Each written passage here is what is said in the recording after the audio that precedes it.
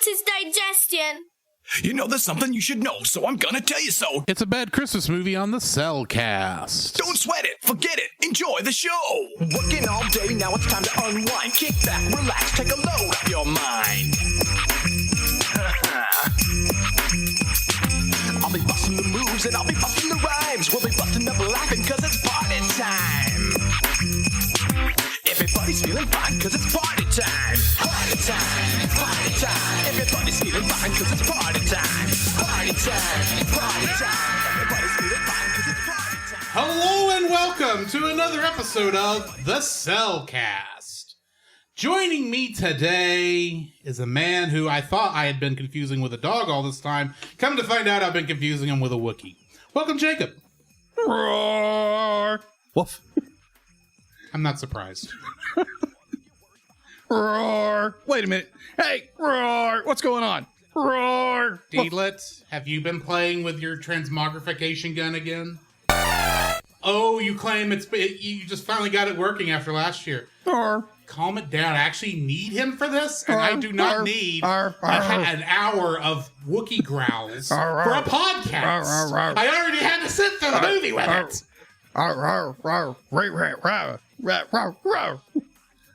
I don't have a ray gun sound effect, Jacob. Rough. Whoa, okay, I have my voice. Yay, okay, woof. Okay, calm down with the wolves. Okay. Why, thank you. Let me introduce... Oh, boy. Hello there. Why, thank you. Let me introduce our co-host, a man who just so happened to have the darndest luck of tripping off of a treehouse. Welcome, Drew. You know, I don't want to see children of any kind, Wookiee or otherwise. Oh my gosh. Fall to their doom, but this would be a lot shorter movie. If Lumpy just took a dive down that garbage chute. That's one way to escape the Empire. Oh my gosh. Oh, the implications. Also joining us this evening is the man... Brace for impact, people. ...is the man who will be helping the man fight the Frizzies at 11. Welcome, Nate Marchant. Drew and Jacob, my old friends. Do you know the old Klingon proverb that tells us that revenge is a dish that is best served cold? It is very cold. In space. I know it's the wrong franchise. And it was actually Shakespeare. Don't ruin this for me, Jimmy. Can I just raise a vote real quick? Can we just review that movie instead? Yes. Because I'm fairly certain all three of us can jump straight into it without needing to rewatch it. It's my favorite movie, so... Retitle everything real fast. Hang on. Tempting, but I have been hyping this. But I have been hyping this for a little too long. A little bit. No, not at all. No, Marchant hype something. I mean, come on. This is one of the most perfect Cellcast selections ever because it's both Cellcast Plus and a traditional Cellcast episode. Which means it's Star Wars and it's Christmas. It's perfect. And there are kaiju. When I was rewatching, I was like, oh yeah, there are kaiju in this. Crossover justified. Unfortunately, it's probably one of the worst things we've ever reviewed on this show. And it's the first Star Wars that my wife reviewed Leo the Lion. Sorry, honey. I know. I said one of, not the one worst. Of. Also, one. Jacob. Also, if I remember correctly. Jacob. You have failed me for the last time, Admiral. And if this was your wife's first exposure to Star Wars. Yes. What is wrong with you? I have no defense. And we plus, need to that's build a terrible you Oliver an Queen appropriately sized. We need to build you an appropriately sized doghouse for you to spend the night in. For that, you're not wrong. Okay, in my defense, be like, I will rant master about that. Okay, hit the button right now. Rentmaster, activated. This audio clip comes from Nate Marchand of the Monster Island Film Vault. For more information, please go to monsterislandfilmvault.com. I'm not used to the copyright. Anyway. How dare you, sir? How dare you? How dare you? If I wanted to be positive about this, I would say, well, I guess she only has up to go from here. But on the negative side, she's going to look at us and be like, I had almost no interest in Star Wars before this, and now it is a Godzilla movie, -1. Quick Again, I have no defense for it. quick question. Just kind of give a preview of our feelings for this. Yes. Is this better or worse than The Rise of Skywalker? Oh, Worse. Much worse. Much worse. Because I mean, Rise of Rise of Skywalker is the worst Star Wars. better, Rise of like a good Rise of production of Star Wars it's got some big issues, but somehow Palpatine didn't return in this. Thank the Lord. It helps that he hadn't been created yet. That is true. Anyway, tonight we are reviewing technically the riff tracks riff of the Star Wars holiday special. Is that actually how you're going to list it? Yes, that's actually how I'm listing it. That's how you're listing it. The riff tracks version But here's the problem. Did Jacob only watch the riff tracks version, or was he crazy enough to watch both? I watched both. You maniac! Hey! I am. All I'm simply doing is following the master's way of, AKA Nate Marchand, of overanalyzing and overdoing everything. Hey, sir. What? Sir. What? I'm jumping ahead a little bit. This was the second time I have watched this. I can't watch this without the riff. I have watched clips without the riff, and it hurts. So why don't we go ahead and get it? See what I mean? Jimmy is with me. Oh, go ahead. Brag about how you survived watching it the first time it was on. I don't care. Why don't we go ahead and get into our spoiler-free thoughts on this film? Certified fresh and spoiler-free. So I have a confession to make. Dum. You didn't watch it, did you? This is the third time I've watched the Star Wars Holiday Special. And I thought I was doing. How many times without the riff? Oh, I've never watched it without the riff because I'm not a masochist. I'm not the only one. Thank you. What do you mean you're not the only one? I've only seen the riff tracks version. I've only seen the riff tracks version. Wait, what? You are the only one to watch it without the riff tracks. Okay, I'm the only man on the island. Okay. Yeah. Now, I will say the first time I saw anything from this was actually the Nostalgia Critic review, which still has one joke in it that the riff tracks guys kind of do, but not really. And I love this joke to this day. It's probably my favorite Nostalgia Critic joke, which is when the Imperial officer comes into the treehouse and you hear the critic do this voice where it says, "We hear you are hiding Jewish Ewoks." Except there's no Ewoks on Kashyyyk. That's the joke! Notice I didn't call it Kashyyyk. I called it Kashyyyk. That's what they call it in this. That's true. They call it Kashyyyk. Anyway, yeah, this is my third time watching it. The first time I was about 7 or 8 years ago when I bought the Riff Tracks version because, hey, I had money. I went to Riff Tracks. I wanted something I thought would be funny, and I knew the holiday special was supposed to be hot garbage. So it ought to be fun to make fun of. I think I laughed extremely hard that night, and I decided I had to share this because misery loves company. Yes. I had to share this with a friend of mine who lives about 2 hours north of here. I burnt it to a DVD and took it to his house and forced him to watch it. And then I haven't watched it until I got ready to watch it for this. And good night, is this horrible? The riff tracks is good, don't get me wrong. But the base of this has got a lot of issues. I'm going to save it for when Jacob does info and stuff, but I found some really funny reviews of this thing. All right. That I have to share. Would I suggest watching it? No. The riff tracks, yes. I was going to say, with or without the riff. Without riff tracks, do not hurt yourself. But Drew, this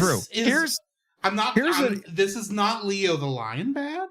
This is not Rap City Street Kids Believe in Santa bad. Is it Mighty Kong bad? Huh?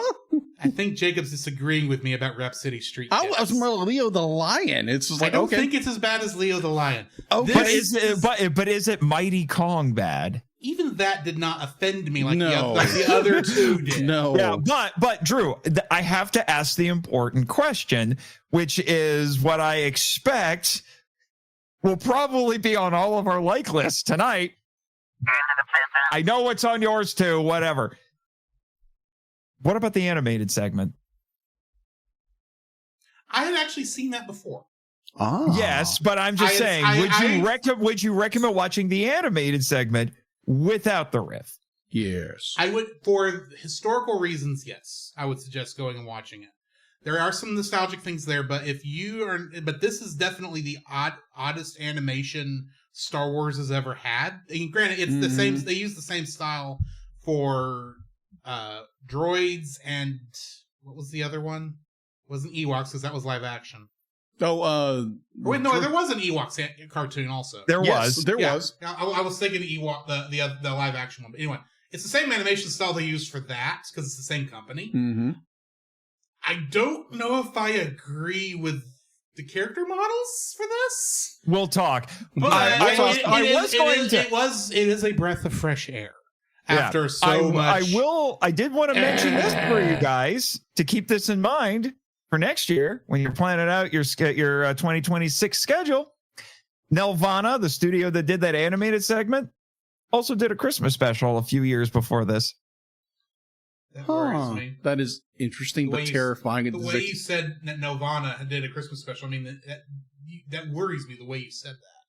Because I'm just saying, I don't know anything about it. I just like, what Christmas special is this? And I clicked on it. I'm like, oh, that. Okay. Don't know what it is. And then moved on with my life. And then you won't tell us what you're referring to. Well, okay. Give me a second to go digging through my notes if you must know now. He wants to keep the secret for next year before he can torture us more. I don't know if it's good or not, sir.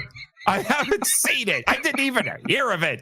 Wait a minute. Is this a Cosmic Christmas? Yes, Cosmic Christmas. I just Googled it. Yeah. And already, just looking at the images, I actually might try this. Because this doesn't look bad. This looks from the clips. It's like a sci-fi Santa Claus thing from what. Oh, yeah. It's definitely. I might watch that for the fun of it later this month. Mid-70s kind of style. Okay. Yeah. It was a couple years before this. Yeah. So mid-70s. It was because of that Lucas was like, hey, or somebody working on this. I'll have to look at my notes again, but because I did do a little bit of research.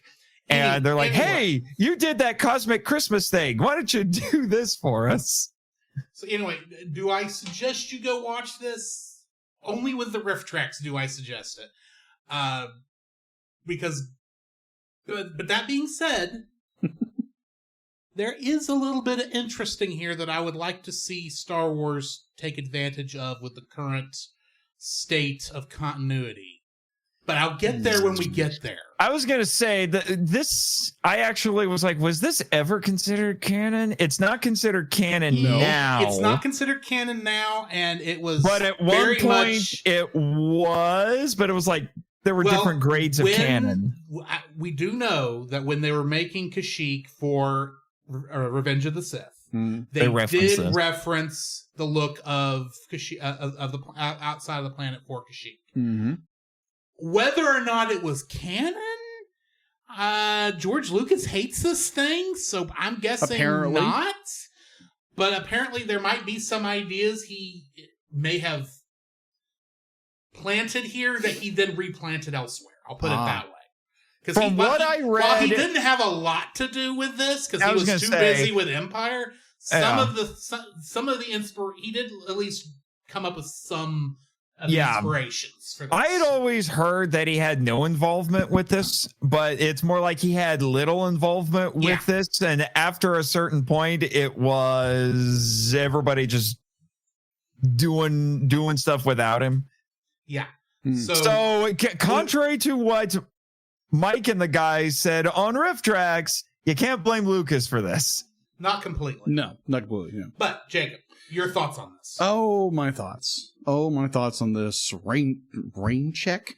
I wish it was a rain check. We're watching this again. That's train wreck of a movie or special, whatever you want to call it. So It's not a movie. This is definitely not a movie. Okay, movie special. Whatever. It is. I want to dare somebody. I want to dare somebody to do one of those movie theater rental things and show this. So here's the thing. If you've not come across this in your research, prior to Disney buying Star Wars, Yes. Lucasfilm did allow art cinemas to license this legally for at Christmas time a few times. All of those licenses got revoked once Disney bought Star Wars, and they have never relicensed it. But because Disney's like that, but that has at least shown in a theater before. So, okay. Even if it's just like at an art house theater, or something like that. I gotcha. So this is my first exposure to this special. Apparently, it's not a movie; it's a special. And I was feature-length special. Okay, feature-length movie special, whatever. It's a variety show, technically. Yes. Nuance! That variety show may be 9/10 of the problem, but continue. Yes. So, we were supposed to watch the Rift Check version. The problem is that we kept having... Somebody forgot to give me the hard drive before Thanksgiving break. It happens. And he decided to watch it with the non-Rift Tracks version while waiting. I was curious. I'm always willing to give something a chance to watch, and so I watched it, and I found a version on YouTube to watch, and I was like, what in the world am I watching? And then I kept watching, I was like, this is something. Oh, it's animated. And the animations here's my to quote the GIF that Drew shared in our group chat, you have brought this upon yourself. I have a question. Yes. The non-Rift Tracks version you did. Yes. Obviously it's a bootleg that was recorded off VHS, because that's about the only way you can get a hold of it. Yes. Was it the same bootleg that we watched? And the way you'd know that is if the commercials were the same. There were no commercials. Okay, so they edited out the commercials? How dare they? That is part of the experience. I was just curious if he had the Fighting the Frizzies version while Rift Tracks doesn't use that version. That's all I was curious of. So here's the part of that. So I'm watching this, and obviously there's the animated feature because I know about that. It goes into it and then cuts to another scene. I'm like, wait a minute, wasn't there a certain bounty hunter in this episode part of the show? And it turns out they cut half of it. In this version that I watched, they cut half the animation segment. So it's a good thing you watched the Rift Tracks version. Yes, so I had to go find it and then go watch it. Here's the crazy thing. At one point... Fun fact, it's on the Attack of the Clones DVD. It is. Yes. No, it's the Empire disc. Is it Empire? I thought it was Attack of the Empire Blu-ray, yeah. Oh, okay. It's an Easter egg. Now, here's the funny part. Rift Tracks at one point had their entire riff, complete with video, uploaded to their YouTube channel. Yes. Except the animated segment, because that's the one part Disney cares about. Yeah, pretty much. Okay, that makes sense. They will, so they're like, go ahead. Bootleg it all you want, but don't you dare show that animated segment. That's the one part we care about. We have a Disney Plus hammer, which is why I'm surprised that they let them. Yeah, I want to know how they can actually distribute the video on their websites. If you want to watch this, the only way you really should get it is the Rift Tracks version, and then you get a halfway decent version of it. Yeah, video wise. Yeah, you do. So yeah, they actually cleaned it up. I don't know how they did it, but they cleaned it up. Yeah, because that would have been before AI cleanup methods, which is what everyone uses now. Yeah, but so I watched the YouTube bootleg version, and then so here's the funny part of this. So Drew finally gets around to giving me a jump drive. I was out of town. He was out of town, mind you. So he gets me a drive. I try to watch it. It's not on there. It was actually on there. It's just I had made a boo-boo when moving it over there to make it work on your PS4. Yes. So we finally got that. Watched. I went over to his house twice this week to make sure it worked. So yes, I watched. If anyone's wondering why I didn't stream Dragon Quest III this week, this guy right here. You have failed me once again for the last time, Admiral.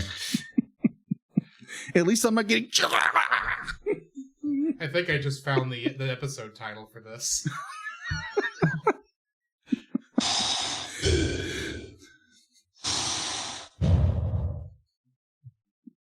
That's actually not bad for a bootleg Darth Vader. No lip from you. Jeez. But no, be like, yes, I am put too myself white through to the be ringer. James Earl Jones, okay? I put myself through the rigorous torture of watching this thing twice. And it was still terrible. Include me, like, the riff tracks were like, okay, this is funny. Okay, it's got commercials. Oh, it's got the entire thing on it. Okay, this thing is still terrible. Now, before we go to Nate, Okay. I have one more question for you. Okay. This is the first riff tracks you've ever watched. Yes. I need to know your opinions of watching films in this format. It's slightly distracting. Okay, just fair enough. It's slightly distracting. I need to show like you- it's I need to- entertaining, but it's very distracting. Granted, I wouldn't want my first watching of a movie to be this way if it's No. a good one. So in a very small way, I'm very grateful that I watched the version on YouTube first, because otherwise I'd be like so distracted by everything because I have ADD like a dog. It's like, wait, what? Oh, bone? Oh, okay. That's what I was pretty much expecting. Jacob, I have a question. Okay. Do you riff movies yourself as you watch them? According to my wife, yes. If you call that And ripping, hearing yes. other people do it is distracting? I get easily distracted. Wait, squirrel. Either way, there's a couple of riff track shorts I need you to watch. Oh, okay. Gotcha. But it was entertaining. It was entertaining. At some point, I do have to have you shake hands with Danger.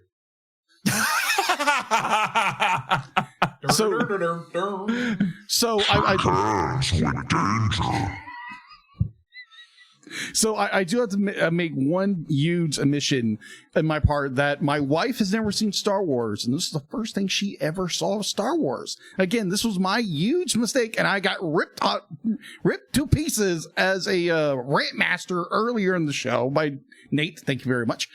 And it will continue happening, probably. Yes, it will. Probably for the Ashley, with the rest Congratulations, of you now have a new running joke. Ashley, me and Nathan wish to apologize to you for Jacob's mistake of having that be your introduction to Star Wars. You should have at least started with at least Rogue One or Star Wars Episode 4, A New Hope, whatever you want to call it. Yes, I agree. Or I would accept The Phantom Menace. But the holiday special was not where to start. It's still not grounds for divorce. You're stuck with him, but we're sorry. We are sorry. Oh my gosh! So this is not how anyone should be introduced. No, agreed. So I do have to mention one thing that Ashley did say during the last part of this movie, which is just Princess Leia before she starts singing, which was like, what the crap? Ashley be like, she starts singing about like hope and rebellion, be like, and everyone's gonna be, peace and love and unity and blah blah blah. And Ashley's like, yeah, right, sister. That's all she says. Wow. Well, I mean, there's 50 years of war after this, so... Yeah, you know what? Be nice to Carrie Fisher. Her mother was a very famous singer. Yes.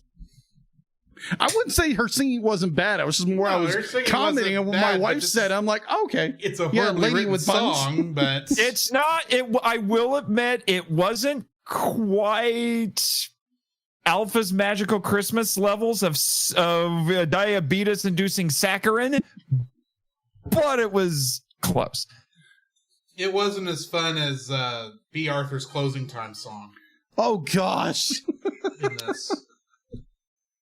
Let's not telegraph too much, sir. Ooh. Anyway. Anywho's.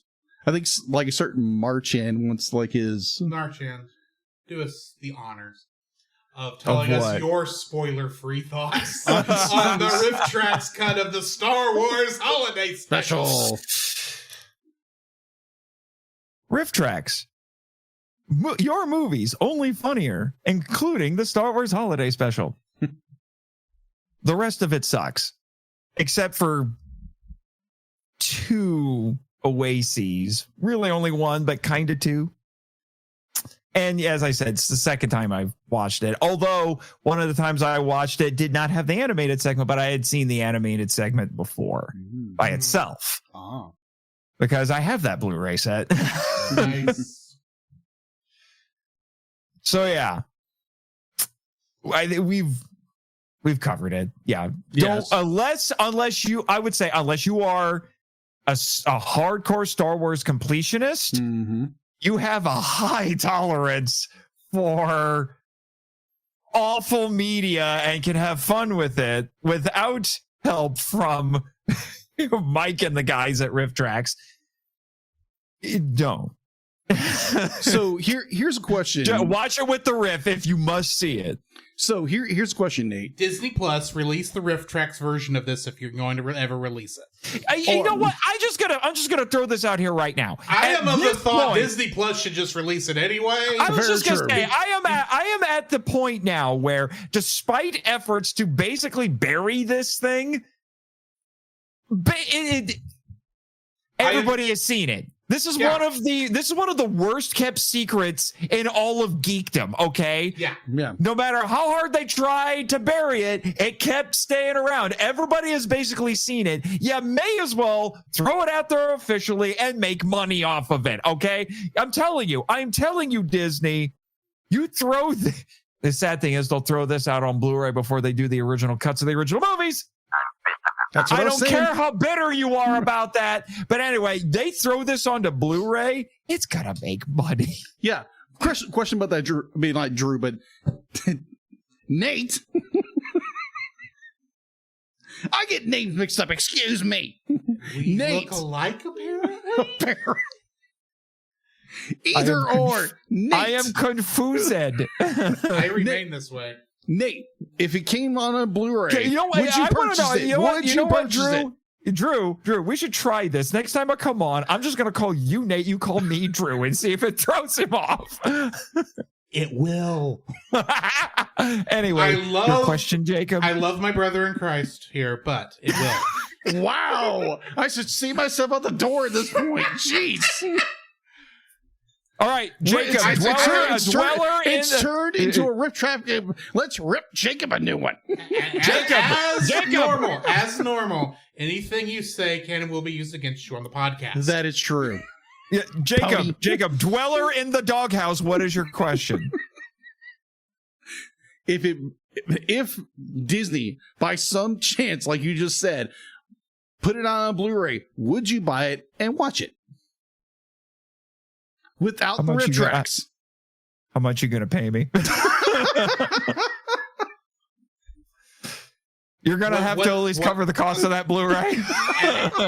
If Disney ever releases physical media again, because technically they don't, on anything, because I think now Sony handles it. If they ever release Star Wars, if they would just include this as a bonus disc. Yes.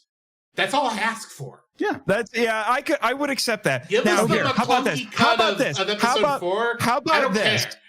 I'll buy it again. How about this? I got it. Listen to me here. Yes. I'll buy, if they release it on Blu-ray, I will buy it. I will get a bunch of friends over. I will set up microphones and we will tear it to pieces. Okay. That's how you survive this. You invite friends over and because you need a party to survive a monster this terrible. Fair. That is fair. And I would watch that just for fun. Live stream the sucker and just go for it. Exactly. So now that Steph, I have made my own riff tracks. I have made 2 milestone episodes that are riff tracks. See? Even he likes them. I mean, that mostly because he was one of the riffers. You were launched into space because of that, so I was, and I needed a way to survive. The other time it was just to kill time so that we could shut down a dream machine.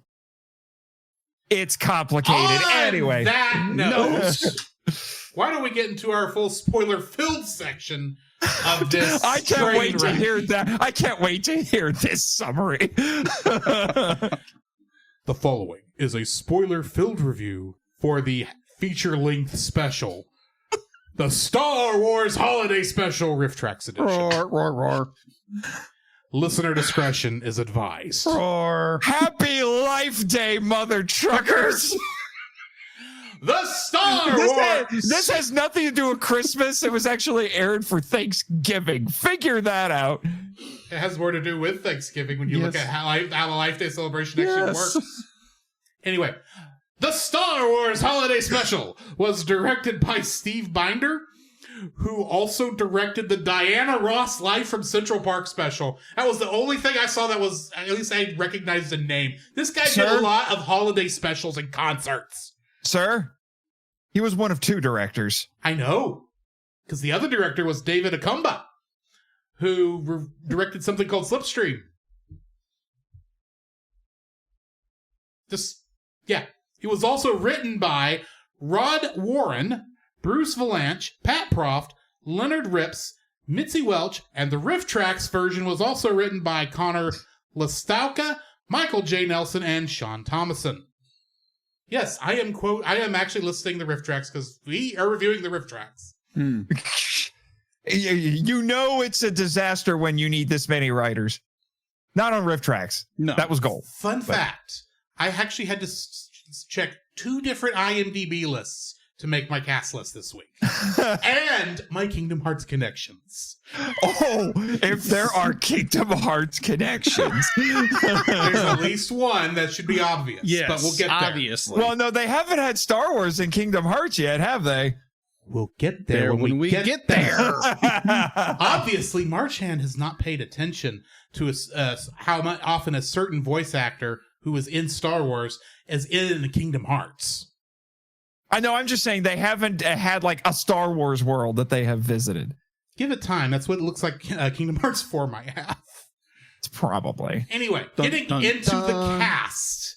We've got Mickey Morton as Mala, the wife Wookie. And who I found out just has a redesigned Chewbacca face. Yes. But it was a guy who performed Mala, by the way. But he played a character named Klug in the Star Trek, the original series episode, The Gamesters of Triskelion. He was basically the He-Man guy. He-Man. I had to look it up because it's like, what? I don't want to be good. I want to be evil. Until we meet again. But Adam... Paul Gale played Itchy. And in the Bay City Roller Show, he played Horatio J. Hoodoo. What the frick is that? Well, are you aware of something called HR Puffin Stuff? By name? Sid and Marty Croft are the producers of that stuff, and that is one of their shows. In fact, HR Puffin Stuff apparently is in some episodes from what I saw from the pictures. Okay. Is that a euphemism for drugs? No! It's a character! Barbara Goodson based Rita Repulsa off Witchy Poo from that show. Look it up!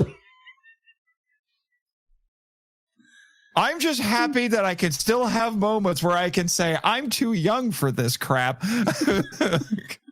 I am too, but I know it! Patty Maloney played Lumpy. Oh, gosh. And she played Lois Adams in The Addams Family from 1991, the movie. Oh, wow. Oh, okay. Huh. Of course, Peter Mayhew was Chewbacca.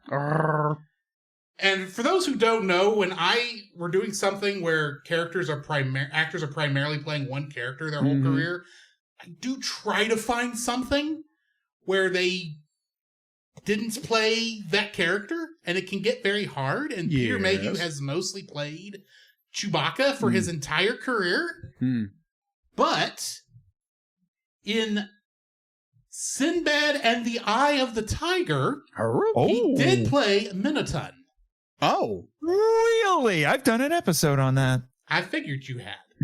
Yes, it was one of my annual crossovers with Elijah Thomas of Kaiju Conversation, because the two of us share a birthday with Ray Harryhausen. Well, Peter Mayhew is in there, so. I think we might have mentioned that now that I think about it. Mark Hamill played Luke Skywalker. You think? In very thick makeup.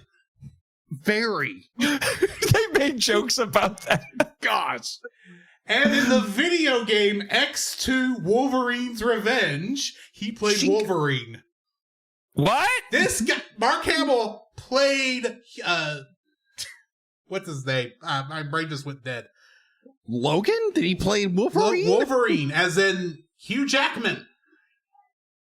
Hugh Jackman's Wolverine. Oh, okay. Yeah, that's right. He did. Yeah. Because it's based off X2, X-Men United, but it was called Wolverine's Revenge. Yeah.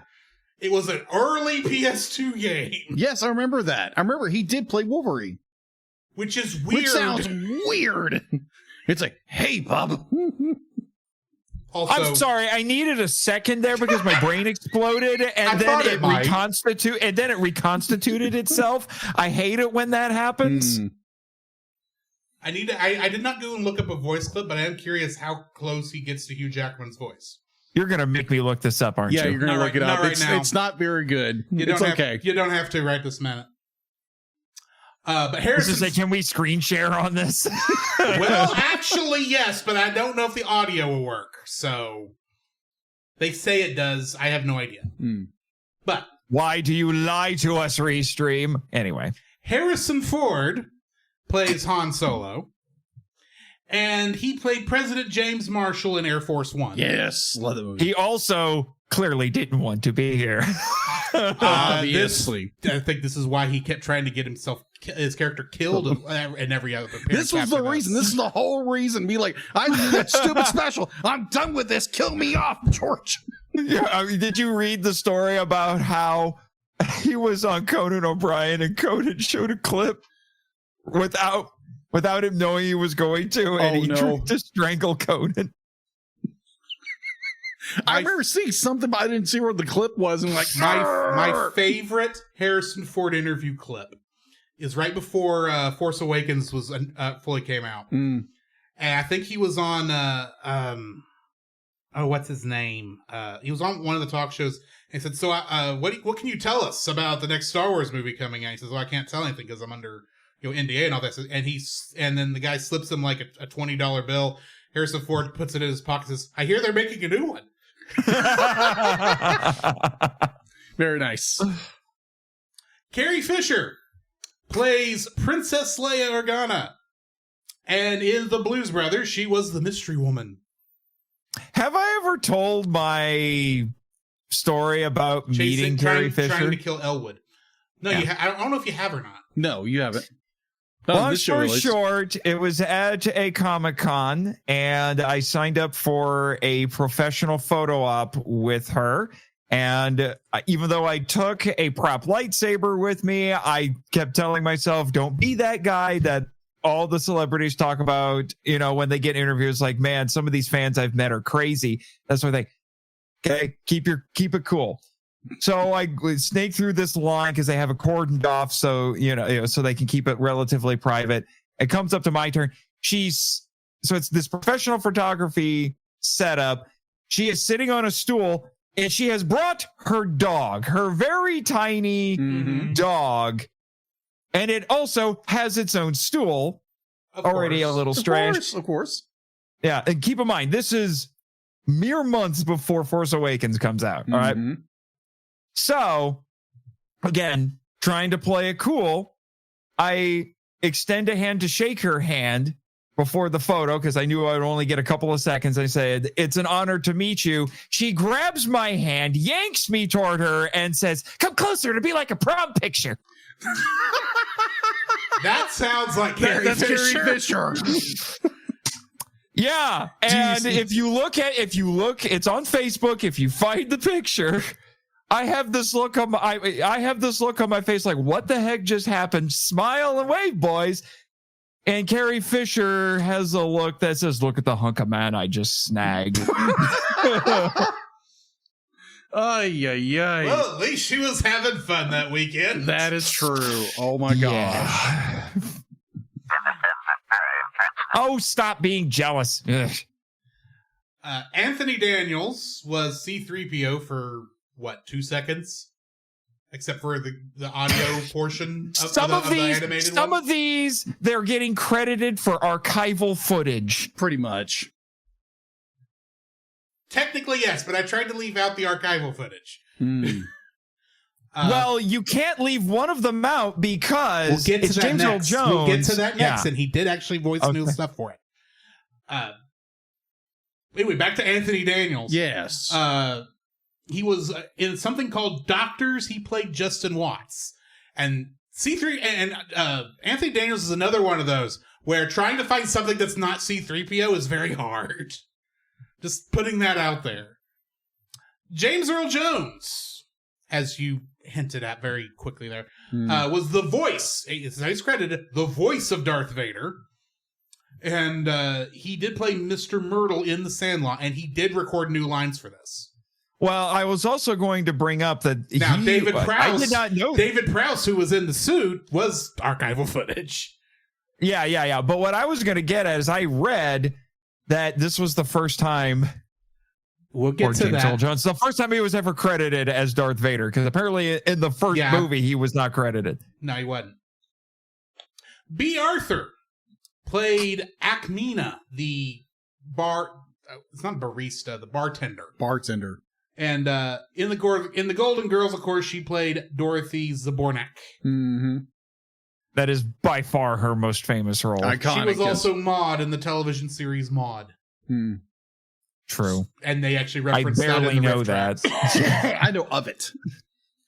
Art Carney played Son Dan.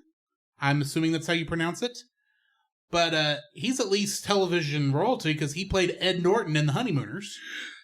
I'm not surprised I got a yawn off that from Jacob. Hey, that was a natural Jacob yawn. has never watched anything in black and white. Hey, wait a second. Hold especially on. on television. Hold on. I know this show is throw Jacob under the bus this day. I understand that. But I have watched black and white television. Thank you very much. But you've not watched The Honeymooners. No, I have not watched The Honeymooners. Thank you very much. As the unofficial third co-host, I have been on here often enough to negate interrogation, but instead of interrogation tonight, we should do the method I learned where you can make your Star Wars name, and I'll tell you guys what mine is when we get there if you want to do it. All right. And now the one that deserves Jacob's sigh of consternation a second ago. Sigh of consternation. That is the title of somebody's punk rock album. Sigh of consternation. Harvey Korman played Krellman, who pours orange juice on his head, in his head.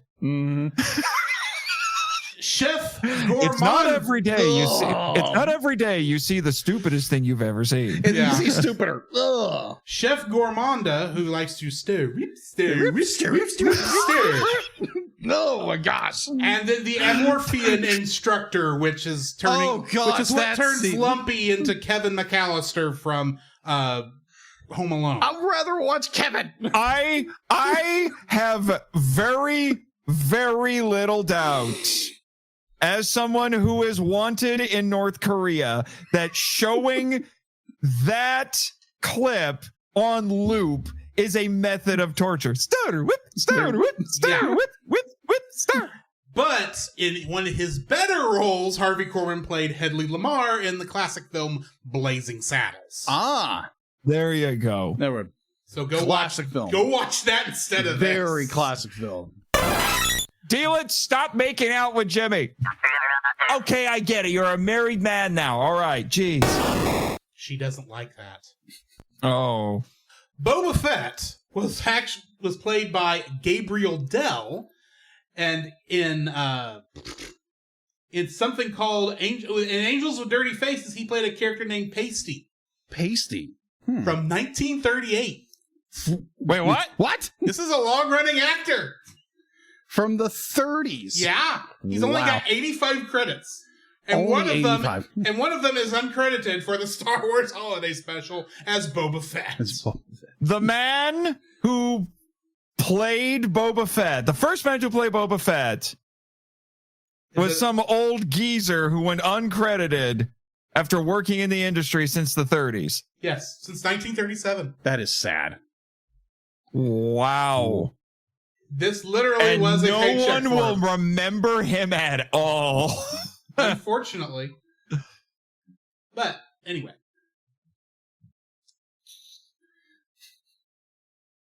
On the riff tracks, though, we do have Michael J. Nelson as one of our riffers. And of course, he was Mike on Mystery Science Theater 3000. I'm a Mike guy. Bill Corbett. I'm in the Mike camp. Bill Corbett. I love Joel and Jonah, but I'm a Mike guy. Bill Corbett was Crow T. Robot in Mystery Science Theater 3000, and Kevin Murphy was Tom Servo in Mystery Science Theater 3000. I was unaware there was... And, correction, he was the second these Crow were all T. with the Robot. exception of Mike. Both of these are the second guys for those to play those roles. Actually, no, Mike was the second guy too. I'm sorry. Yeah, Mike's the second guy too, but he technically is playing a different character than Joel. Yes. I was unaware. It's a different character, but he was the second host. The second person in that role, yes. I was unaware that these two shows had a connection. No idea. Yeah. How did you not know that? I didn't know that. And now I know, and knowing's half the battle. I want to show you. Oh my word! I want to show you something, Jacob, on Riff Okay, Tracks. Oliver Queen, you are not. On rifftracks.com. Oh, it doesn't say that anymore. It used to say from the makers of Mystery Science Theater 3000 up here. But it doesn't say that anymore. Okay. Oh well. You learn something new every day. You live, you learn, and you don't get the pins. Apparently, I just got you 100 messages. It happens. Kingdom Hearts connections. Dum dum dum. How many do y'all think we have? Nate. There's at least one. I already spoiled that. But You there is did. at least one. Well, he's not playing that game, huh? I'm going to say 2. Jacob. I would. Oh, that could be interesting. 3. And Paul in the chat says 1. Mm-hmm. The answer is 2. Nate got it. The Patreon sponsor has got it right. Haha. As stated, Mark Hamill, Luke Skywalker, is also the voice of Master Ericus in Kingdom Hearts 2. And because I know Nathan, I don't think has ever played any of the Kingdom Hearts games. I've played the first one on the PS2. He plays opposite Leonard Nimoy in Birth by Sleep. That makes me happy. I must play this now. Unfortunately, that was the only time Leonard Nimoy got to play that character, though, before he passed. So they had to recast him with somebody else for Kingdom Hearts 3, who then also died. And now Christopher Lloyd plays this character. Oh, no. But Has anyone checked on Mr. Lloyd? I'm keeping an eye on it, yes. Because I don't want that to go. Great Scott. So, Jacob. Okay. So It's to your my turn. What do we have in info and stuff? Wait. Mark Hamill and who? Oh, sorry. James Earl Jones. In archival audio as Mufasa. In Kingdom Hearts 2. Makes sense. Yes. So, for info and stuff, IMDb, this is very surprising. IMDb has an 8.6 out of 10. Rotten Tomatoes Read has the a right one. Hold on. Quit being a PaulJPowers.com. I was going to I'm going to watch the Mr. good movie. Thank you Paul very J. much. Powers, Mr.com, if that is your real name. What is the real one? Mr.com, if that is your real name. Okay. All right, so take it from the top. IMDb has a 2.2 out of 10. Rotten Tomatoes It's more has a like it. 25%, and its audience score is 25%. 25%. That is weirdly generous. Yes. It's Star Wars. Yeah, it's Star Wars, of course. You'll be able to watch, if you want to watch this on Rift, you can watch on YouTube. Mind you, might have to find a clip or two. Bear in mind, That's not legal. No, it's not legal at It all. is a bootleg. But It is a bootleg. Is the riff But no one cares. If you want the riff version of it, go to, what is it, rifftracks.com? Rifftracks.com. Rifftracks.com. Yes. It's only like Physical $2.50, I me- think. Let's see. Put YouTube. If you want to torture yourself, physical media. Again, if you want to torture yourself, if it actually existed. You can get it on physical. VHS. That's not an official release. Oh gosh. I could also, thanks to the Jacob, files that I got from rifftracks.com, I could burn my own disc of it. So You could I. You could. If I had a CD burner or DVD burner. Anyway. Anyways, nuance. Production was Smith Harriman Productions. I might be butchering. There again, I might butcher names, so I do apologize. You think? Winter, a holiday entertainment holding cooperation. Star Wars Cooperation. How do you pronounce that? Animation. Nelvana. Nelvana. Thank you. Nelvana. I want to say Nirvana, but it's not Nirvana. It's not done to. It doesn't smell like Teen Spirit. It's also not the Hindu afterlife. It is not enlightenment. Gotcha. 20th Century Fox Television. This is far from enlightenment. Yes. This is, oh my gosh, I'm trippy. I want to die. I don't know. Once you finally let go, Wookie growls kind of sound like chanting. Roar, roar, roar, roar, roar. Anyways, distribution by CBS Studios. Runtime, I didn't check. CBS? 2 hours, and it's ABC. Okay. Oh, it is CBS. Okay. Oh, yeah, never mind. was it CBS? I thought it was ABC. No, it was CBS. No, it's CBS. It's CBS, but the stuff I found it was talking about it competing against other things. Boy, howdy! You want to hear what it was competing against when Honestly, it aired? that makes sense that it was CBS. But Yes. continue. Yeah. Anyways, this release date was November 17th, 1978. Home release, didn't get one. Accolades, You're right. yes, accolades. I would be It was very recorded off surprised if VHS. this. Here's what I wrote. Accolades. I would be very surprised if this movie did not receive a Razzie Award or all of them. Well, Razzie Awards I didn't exist at the time, so Well, it should I get didn't one. find it. It does not have a Razzie Award. However, Star Wars Magazine in issue number 62 rated it number 3 in the 5 goofiest moments of the Star Wars mythos. Which one was Jar Jar number 1? What was the first one?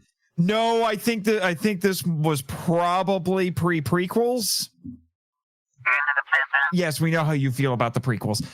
All right. Yeah, I think it was like, what was it like it was a lot of expanded universe stuff, like the alien rabbit from the Star Wars Marvel comics. I gotcha. Bring back What else? the rabbit. Apparently there was an Ewoks on Ice show I'm not surprised. that was on the list. What else? I looked it all up, but I'm like, I don't know what any of this is. Was Gonzo as Darth Vader on that list? No, Oh, gosh. I don't think so. Because that But yeah, that happens. was the kind of competition that it had. I gotcha. So that is all I have for info and stuff.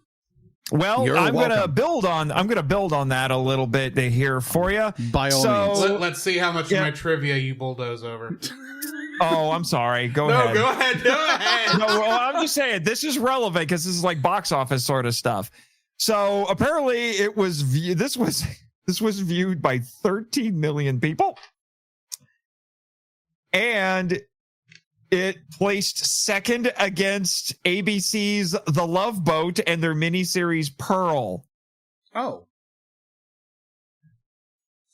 Okay. That was its competition that night. Wow. So it didn't have. And that next bit that I have here is has to do with the commercials, as I'm sure you'll get into with the trivia, and you'll probably talk about that in the trivia.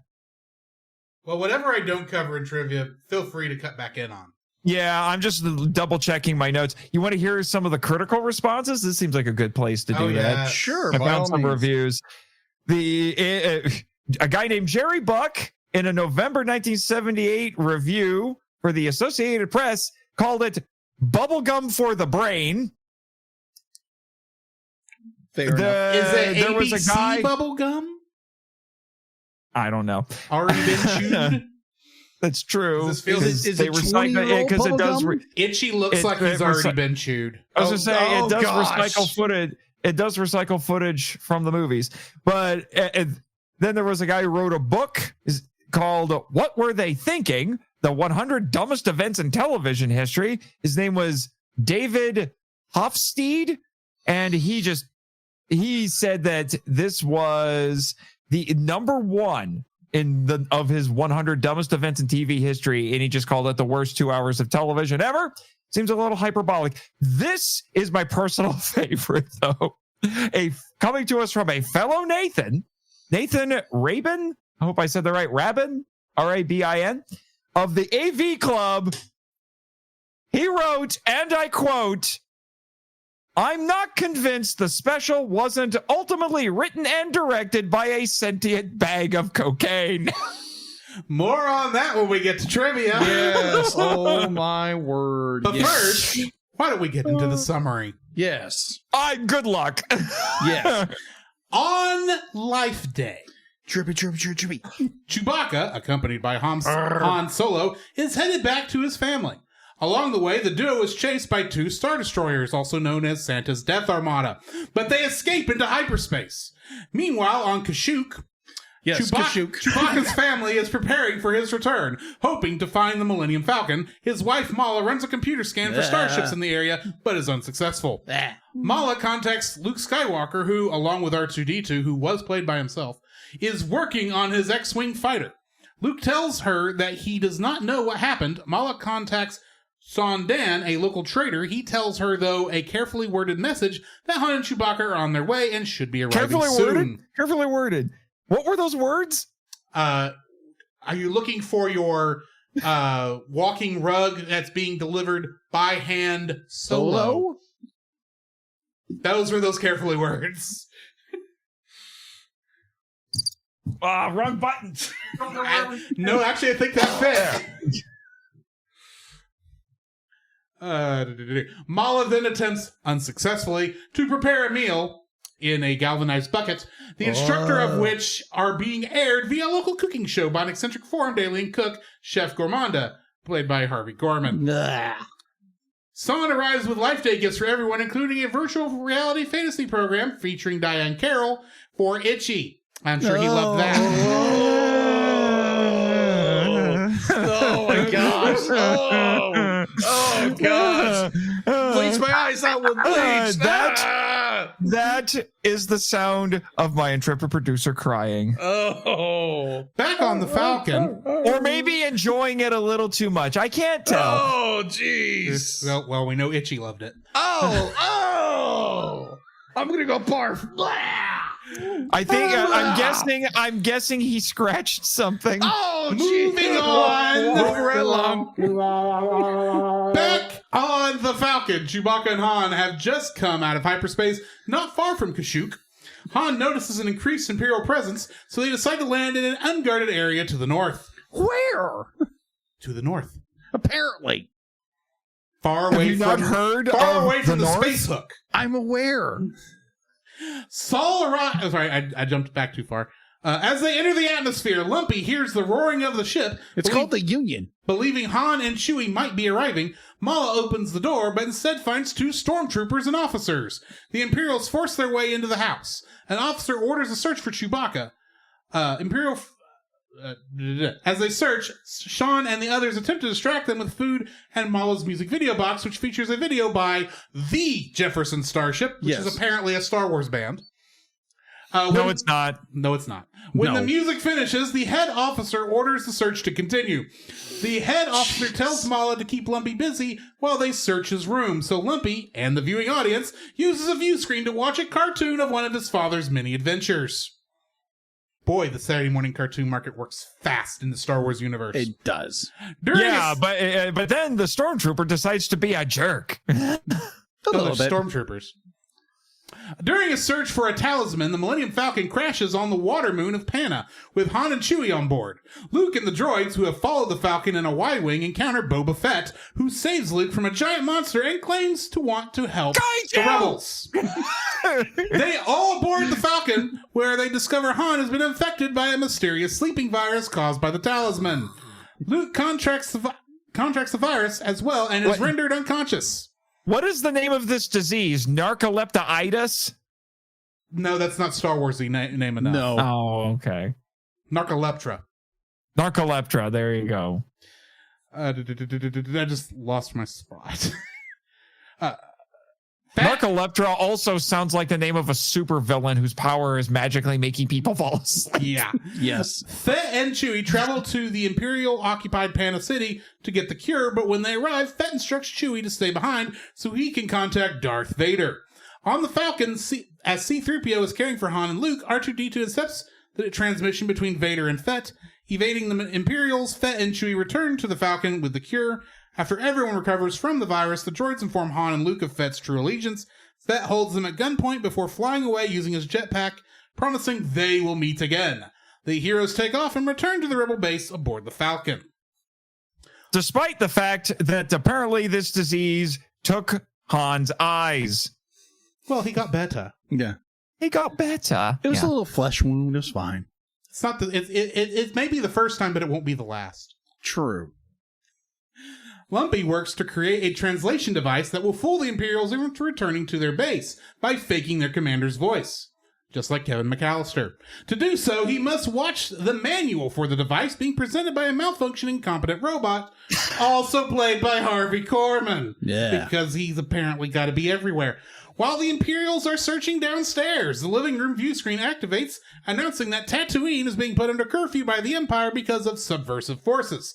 The video is announced as required viewing for all Imperial forces, and much of it features Akmina, played by B. Arthur, running the Mos Eisley Cantina. Akmina is approached by an admirer, Krellman, also played by Harvey Korman, and an amorous alien who has misunderstood something she said to him recently. Akmina announces last call, and upon being ignored, sings a farewell song. Lumpy uses this opportunity to put his plan into motion, faking a repeated call for the Imperials to return to base. They leave, but one stormtrooper stays behind and discovers Lumpy's ruse. He destroys the machine, then chases Lumpy outside just as Han and Chewbacca finally arrive. Chewie protects Lumpy as Han kills the stormtrooper by tricking him into falling over the railing. After the family are reunited... Which had one of the best jokes in the riff, which was one of them said that, because I think it's when they threw the gun down at him or something like that. And they said like something, they said something like, that's the first thing that gun's ever hit. Yeah. Yes. You know, all these people could just should just come to peace because and reunite over the one thing they all have in common: a distaste for safety railing. Yes. Oh, I was trying to look up my note for the instructional video, and my comment was this guy possessed by a drunk demon? Well, the thing is, he's technically supposed to be a droid, but droids don't look like humans in this universe, so why? Yeah. Anyway. After the family are reunited, an Imperial officer appears on the view screen giving a general alert for the missing stormtrooper. San quickly responds that the trooper stole supplies and deserted. The danger averted, the family prepares to go to the festival at the Great Tree of Life. They hold glowing orbs and appear in space wearing red robes. And probably the part where you wonder if you're most high while watching this. See. Wookiees walk into a bright since star. These new effects scenes were clearly filmed on video. Yes. Wookiees walk into a bright star and arrive at the Tree of Life, where many are gathered, including, for some reason, C-3PO, R2-D2, Luke, Leia, and Han. Leia gives a short speech and sings a song in celebration, much to our fears. Chewie remembers his adventure during the events of the original film, and finally, finally, the Wookiee family sits around a table and bow their heads in prayer. It says remembers his adventures in the first film, which is more like staring into nothing and reminding himself once again, I don't get a medal. Yeah. Because the metal song is playing during all this too, by the way. That's right. Yeah. You know what? I bet Chewbacca is probably PTSDing back to that. It's like, once again, they didn't give me a medal again. Well, justice for Chewbacca. Hashtag. Justice for Chewbacca. But he does get a medal in Rise of Skywalker. Yes, after he didn't get a hug from Carrie Fisher. Yeah. Oh, yeah, that's right. Force Awakens, like he should Force have. Awakens, that's right. You know, as time goes on, I find myself less and less willing to defend the sequel trilogy. Hashtag justice for Chewie. And he's already throwing it out there. Yeah. Getting into the trivia for this. According to Carrie Fisher, George Lucas gave her a copy of the special as a gift for recording the DVD commentary for Star Wars Episode 4 A New Hope. She claimed that she played it at parties when she wanted her guests to leave. That sounds like Carrie Fisher. B. Arthur claimed she only appeared in the special because her younger son was a big fan of Star Wars. Fair. And probably her son cried himself to sleep watching this abomination. Probably. As stated earlier, this special has never been released on video, but bootleg videos circulated for years, and the show can be seen all over the internet. George Lucas remarked at an Australian convention, "If I had the time and a sledgehammer, I would track down every bootlegged copy of that program and smash it." Which is funny because I read a comment for him from the 80s where he said, yeah, they're probably going to put it out on video. Then it never happened. True. Bruce Valanche, one of the writers of this, has admitted that he was using cocaine heavily while helping to write the special. Surprise, surprise to nobody. Yes. You're welcome, Marchand. So it was directed by a sentient bag of cocaine. Well, written anyway. Well, Well, he said it was written and directed by a sentient bag of cocaine. Yeah. Anyway, what were you about to say, Jacob? Yeah, written. Yeah. Well, yeah. This will work. Yeah. Yeah, that'll work. Like, wait a minute. What are we doing? Yeah. Don't worry. It'll work. Yeah, we're good. I mean, if you had to write a script that was primarily. You want to know what makes that? You want to know that what makes that even more confusing? I found a comment from the second director who claims when he read the script that there were supposed to be subtitles for the Wookiee scenes. I have actually read the script for this. I found the transcript. Really? Yes, Wikipedia, I believe, has it, and it does have translations for what the Wookiees are saying. Why are there no subtitles? Chewbacca was never subtitled. That is true. Who cares? He just has like random lines in the middle of conversations with people who are actually articulate. Because if this was a novel, they would go ahead and translate the words. They would. Who in the actual Christian hell would novelize this? Other than maybe my friend Danny DeManna. No one has, but gosh, Danny DeManna. I will get to talking about what I would like for somebody to do with this in the new canon because of that, but in a minute. But we'll get there. Wow. Contrary to some reports, Kenny Baker did not perform R2-D2 in any part of this show. Smartest man here. Yeah. A remote control version of the robots was used instead. Fair. In 1978, the script for The Empire Strikes Back was still being written, and release was scheduled for summer 1980. According to Mark Hamill, George Lucas devised this one-off television special to keep the unexpected success of the original 77 movie fresh in fans' minds and keep the merchandise selling in shops. How did it not kill the franchise? You can literally say Bandai mandates for this, Marchand, even though it was Kenner. Yes, because they wanted to use this to promote the toy line. Go buy toys for your kids. Because they were concerned that the Star Wars brand would quickly be forgotten. When Lucas watched the final production... It would take Mickey Mouse to do that. Yes. When Lucas watched the final production, he was horrified and felt it could easily be seen as an attempt as a cheap cash-in. You think? While he was too late to stop the broadcasts in the US and Canada, he was able to prevent the show from being aired in most other territories where A New Hope had been a massive success. Even though there are this was broadcast in some markets internationally, and you can even find those and watch them. Yes. I'm sure watching this in Swedish only makes it better. I mean,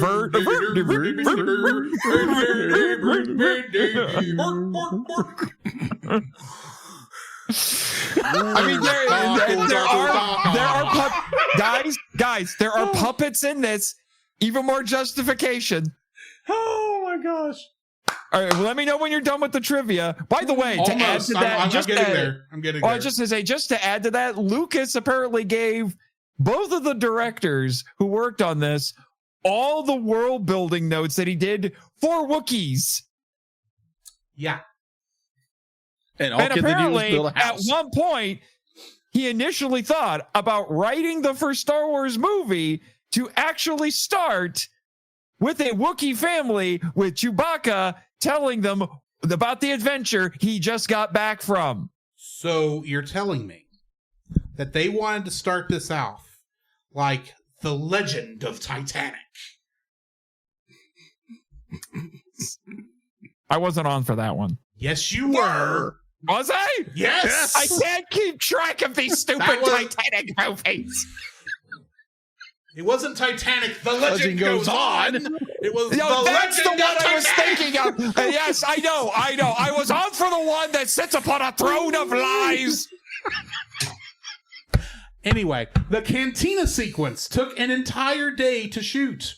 The actors in the alien costumes began to pass out due to lack of oxygen. No. Oxygen tanks were provided for them to use between takes. They weren't long enough takes, apparently. Or too long takes. A scene featuring Darth Vader talking to an officer on the Death Star was actually cut footage from Episode 4. In that scene, Leslie Schofield, who portrayed Chief Bast, appeared as an unidentified officer. Schofield is dubbed by an uncredited American actor. An unused scene of stormtroopers searching Tatooine is also used. As stated earlier, the holiday special is the first time that James Earl Jones was credited for performing the voice of Darth Vader. The next time would be during the end credits of The Empire Strikes Back. Dum, dum, dum, dum. Did it mention that this is the first appearance of Boba Fett? I thought that went without saying. Okay. Anyway, the Wookiee planet is called Kashyyyk in this. One of the names George Lucas considered before he decided on Kashyyyk. Kashyyyk. I want to Kashyyyk myself. Kashyyyk sounds like a sneeze. I just said Gesundheit. Yes. Anyway. The high point of this special is generally considered to be the animated segment known as The Faithful Wookiee, which is the first official Star Wars cartoon. It was written by Lucas and produced by Toronto animation firm Nelvana Limited, which would later produce Droids and Ewoks, two Saturday morning series based on the franchise in the mid-'80s. Lucas requested that the visual style be inspired by Mobius. The vocal talents of the main cast are featured, intended as in-universe flashback. Luke wears a yellow jacket similar to the outfit at the end of A New Hope. The cartoon introduces Boba Fett, whose appearance was based on footage of an unpainted costume from The Empire Strikes Back, and according to Nelvana co-founder Clive Smith, their suggestion to scuff up his costume a little bit influenced the character's live-action appearance. The final costume design made a public parade appearance 2 months before the holiday special aired. The simplified color scheme for the cartoon was later repeated for Fett's appearance in Droids. And yeah, that's pretty much it for the trailer. All right, I have more. Go ahead. I have more. Apparently, Bruce Valanche, one of the writers, he wasn't sure how to write. He wasn't sure how to write characters who don't speak a human language, believing that, as he put it, it would turn out like, quote, one long episode of Lassie. Yeah. So to compensate for that, that's where all the variety show. Well, that's just how you made holiday specials back then. Yes. Yep. And here's a line I found from Lucas. This is years after the fact, talking about the special. He said, quote, "It just kept getting reworked and reworked, moving away into this bizarre land. They were trying to make one kind of thing, and I was trying to make another, and it ended up being a weird hybrid between the two. I'm not sure either position would have worked on its own, but by combining them, and then it just trails off. Yeah. Because he wanted to make something that was sentimental and sincere, and then it turned into a variety show. And you can kind of see that in this, but we'll get to that. We'll get there in a bit. It should be noted that Stan Winston worked on the Wookiee costumes. Say what? Stan Winston worked on the Wookiee costumes. I heard you, but what? Also, apparently Jacob's question didn't make sense. No, it's more like, huh? Wait a minute. Stan Winston, the guy who did Jurassic Park, all these amazing films, did this? What? Well, yeah. He did Chewbacca also, if I remember correctly. Yes. Okay, that makes sense. But it should be... What? Yeah, it should be noted. It should be noted for the animated segment. It appeared in the 2002 Attack of the Clones web documentary, Buckethead. Mm-hmm. And it was on, as I said, the 2011 Star Wars Blu-ray set. It's on the Empire Strikes Back section of the bonus material disc. And it was added to Disney Plus. So you forgot that, Jacob. It was added to Disney Plus April 2nd, 2021, under the title, The Story of the Faithful Wookiee. Well, thank so you. At least that part has been officially released a couple of times. Yes. And my last bit, and then we can dive right in here. As much as this is crack-induced insanity, there was one thing that they said, that is a bridge too far. They wanted to make Mark Hamill sing. Yeah, that is a bridge too far. They wanted to what? Make Mark Hamill sing. Make Mark Hamill sing. He said no. Oh, okay. Well, yeah, okay. They tried to broach this with Han Solo, and he just looked at him, and they never got the question out. That's not true, but that's how I imagine that going. Be like, do you already see the space? It's already made up so much. Be like, yeah, it's sing through it? No. One other last bit of trivia on that. Now that we mentioned the makeup. It's believed by the fans that the reason he's wearing so much makeup is to cover up the scars from the automobile accident he was in right before they filmed this. Because he was in an automobile accident between episode 4 and this. And it's also believed that the reason the Wampa attack happens at the beginning of episode 5 is to give an excuse why those scars are there. All of that's false. He wore that much makeup because the television people put that much makeup on him. Oh, okay. Because the lighting was weird for some reason. So they're like, Mr. Hamill, we're going to give you TV makeup. And by that, we mean we're going to make you look like an over-tanned Mexican. I mean, if you just gave him green hair and used white makeup, he would look like a role he would later play in the 1990s. You mean in the Guyver? Yes, that. Or the prankster? I was just waiting on Jacob to make to react to. I was waiting on Nate to pick it up. Joker, obviously, was what I was referencing. Anywho, we need to review this thing because it's already going to be a long episode. Yes. We're at an hour and a half already, so... You're going to cut a lot of this out, okay? Since when does he cut anything? Since this is, I think we can all three agree, a very bad film. Yes. We are using bad movie rules in our formatting tonight, which means... Bad movie month rules, yeah. Yes, which means we are starting with dislikes. Nate, what is your first dislike for this film? As the founder of this feast. Oh, there are so many to pick from. You can only pick one or two. Two. I get two. I know. I get two. I'm going to start with this one because I feel like I'm going to rant master about one of my other ones. Let me just play this for all of us because I have a feeling it's going to happen. Yeah. Rant master activated. This audio clip owned by Nate Marchand of the Monster Island Film Vault. For more information, please go to monsterislandfilmvault.com. What the jet are those Cirque du Soleil Dr. Seuss characters that we see in the holocron? Oh gosh, This was brain rot. That is your first clue about what this thing actually was. Yes, It worked this for the was- 5 minutes of before this. This was brain rot before brain rot. yes. And a warning, and it's also a warning for all of those late 70s parents. It's letting them know, parents, someday a company called Apple is going to invent this thing called an iPad. Make sure your kids don't stick their kids in front of it, because you see this, picture that, This was our but warning. 10 times worse. This was our warning that Skibbity Toilet was going to exist. It was. Also, Lumpy is an iPad kid. Changed my mind. Oh, I Oh fully yeah, agree. definitely agree. It's definitely. just a hollow chess kid. Is Oh what he my is. gosh, Chuck. Yeah. Yes. But yeah, that was the first time I watched this.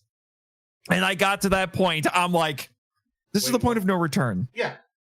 Once you have reached cracked out Cirque du Soleil Dr. Seuss, Whatever there that is was. no turning back.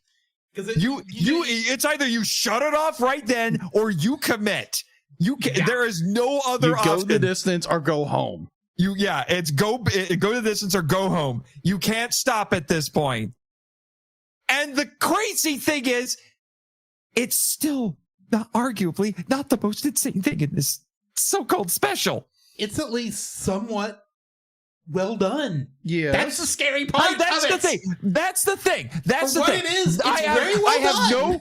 I have no ill will toward those performers. They are incredibly talented. I think we can all agree. Even as bad as Harvey Corbett gets, we're not angry at any of these performers for doing what they had to do for this. It's the cocaine that we're mad at. Yes, cocaine is bad, kids. Say no to drugs. All right. This is your PSA for this episode. Cocaine is bad. Cocaine is bad. Jimmy, how many times do I have to tell you it was sugar? Anyway. I still say this isn't as bad as Rap City Street Kids. Oh gosh. Christmas. And why is all the worst things you've reviewed include Mark Hamill? Because that man apparently needs money. Anyway, Hey, for the green. Hey, if this were a live action podcast, it would all be Nicolas Cage. True. Anyway. Oh my gosh. Yes. Anyway, so yes. Again, nothing against those performers, but it came out. This was the first sign that what you are going to get is just going to be left field randomness that has little to nothing to do with Star Wars. And if I was going to give like an overall dislike, that kind of, it's like the umbrella for all of my dislikes, it is how so unlike Star Wars this feels. Mm-hmm. Like, you have to be told that this is Star Wars. Okay? Other than maybe the Wookiee scenes, because at least you can recognize those as Wookiees, and you could, there's the Star Wars imagery is there, but nothing else. That is true. And That's probably its greatest sin. It's just my dislikes are the moments where it got the most not Star Wars. I would say the cantina scene is a lot Star Wars also, but yeah, everything else, I would agree with that. Yeah, you know what?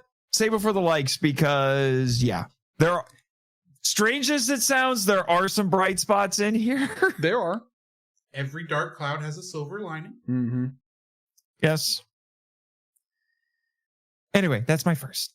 Jacob. Cracked out Cirque du Soleil Dr. Seuss. Jacob, what is your first dislike for this? My first dislike is, what exactly am I watching here? And what I wrote was, someone was freaking high when they wrote this. The exact same that Nate just said was like, good night. What the heck am I watching? Again, be like kind of going over what, kind of rehashing what Nate just perfectly illustrated. That this is an acid trip of a movie that is trying to disguise itself as a Star Wars movie, and it fails miserably. Again, I do agree with Drew. There are things here and there that could have done better, and if they would have gone this direction, it would have probably been, okay, this would have been one of those specials that everybody has on their shelf, probably at some point. But how it's executed and how horrible the story is, to me, it is absolutely atrocious of a story. It makes no sense. Again, it's an acid trip. Person was higher than a 2-story kite. Yeah, this was just only 2 stories. Okay, maybe 10 stories, maybe 10 stories. Now, if you kick the little no, we're good. In this case, I think a tornado snagged the kite and threw it into the stratosphere. Oh, okay. And it didn't land in Oz. No. Thankfully. It took the wrong drugs. Yes, it took the wrong... it ended up in Wonderland. That's where it ended up. Yes, it did. Oh my gosh. I think it took the wrong drugs for that too, anyway. No, it definitely took a wrong turn at Albuquerque. Yes. Either or. This Who is now owned by Netflix. Topical jokes. Anyway. Yeah. What's up, Doc? So yes, this is a screwy movie that will mess with your head.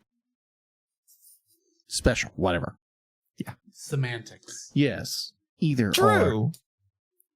I wasn't finished. Oh, sorry. Finished, Nate. Thank you very much. That long pause sounded like a finish. No, it was not. Either or. Be like, yeah, this was not a good movie. Drew, what is your first dislike? My first dislike, and what I feel is the core problem of this entire film, feature-length special, is the fact that it's a variety show format. True. I think with some work, granted, there's still a lot of work that really needs to be done on this. 100 grit sandpaper might work. Hush. I think you actually have the makings of a decent story here. The seeds of a story. Unfortunately, they grew among the thorns. Very much. And those thorns are all played by Harvey Korman. Oh, yeah. Or at least a lot of them are. Yes. That was not this is not the Life Day gift you are looking for. No, it's not. No. There is some good here, do not get me wrong, but it is so poorly executed, poorly written, poorly directed, and poorly acted. Mm-hmm. And the variety show format, I think, is the biggest issue, because about the time, like for any other, even the bad movies we've reviewed, there comes a point where you kind of can get into a groove with a film. You may not like it, but at least understand where it's going. This one, about the time you get into a groove, because it's a variety show format, you bump out of the groove to go to a stupid joke that doesn't go anywhere, and then you kind of slowly fall back into the groove, and then you come out the other end where Harvey Korman's hanging out, and you fall back in, and it's like, stay in the groove. You have so little to work with because you keep bumping out of it. If you would actually work with the story and actually write it better, I think you could have a pretty decent special come out of this. No, that's not what you did. No, you had to stunt cast a bunch of people in this that no kid is going to remember 5 years after this came out. And hilariously, Mark Hamill appeared in another variety show, I think around the same time, and it was infinitely better. Yes, along with C-3PO and Peter Mayhew. Yeah. Muppet Show, the Muppet Show, in case anyone wants to know. And that was only 30 minutes. Yeah. That's the thing I was going to get at. I know, and maybe I'm speaking in ignorance here, but it seems like the 70s in particular was kind of a heyday for the variety show. It kind of was. But I don't think any of them were 2 freaking hours. Well, that's because this was a Christmas, or not Christmas special, holiday special. But I think back to all the other holiday specials that we have reviewed on this show, namely How the Grinch Stole Christmas, half hour, Peanuts, half hour. I was just on Retro Rewind podcast to review the Garfield Christmas special. It was half hour. And you want to know something? That was to its benefits. I'm not saying you couldn't have made decent stories out of them, but they are, because they are focused on getting it out there, they actually have pretty decent stories for what they are. I mean, like the Rankin and even the Rankin Bass stuff is so much better the Rankin Bass stuff, I think, was an hour. Maybe an hour, but still, it's focused on a story. Well, a lot of that was also Ralph Bakshi, too. Mm-hmm. But 2 hours? Did you need 2 hours? No. Let's be honest. You cut off 2 of Harvey Korman's 3 roles, and let's just cut out all of his roles. well, no, because I'm kind of fine with him in the cantina scene. Here's what I'm saying. Once you remove the commercials, which apparently some people have, yes, in their uploads, it's like what, which I think is a tragedy. You cut out the commercials and you cut out all of the distracting, the fluff, ADHD inspired comedy maybe? segments or whatever. The Harvey Korman and the 2 you make musical it acts. and you just make it the framing story. You probably have about an hour at best. And that would have been fine. The framing, I'll get to this later.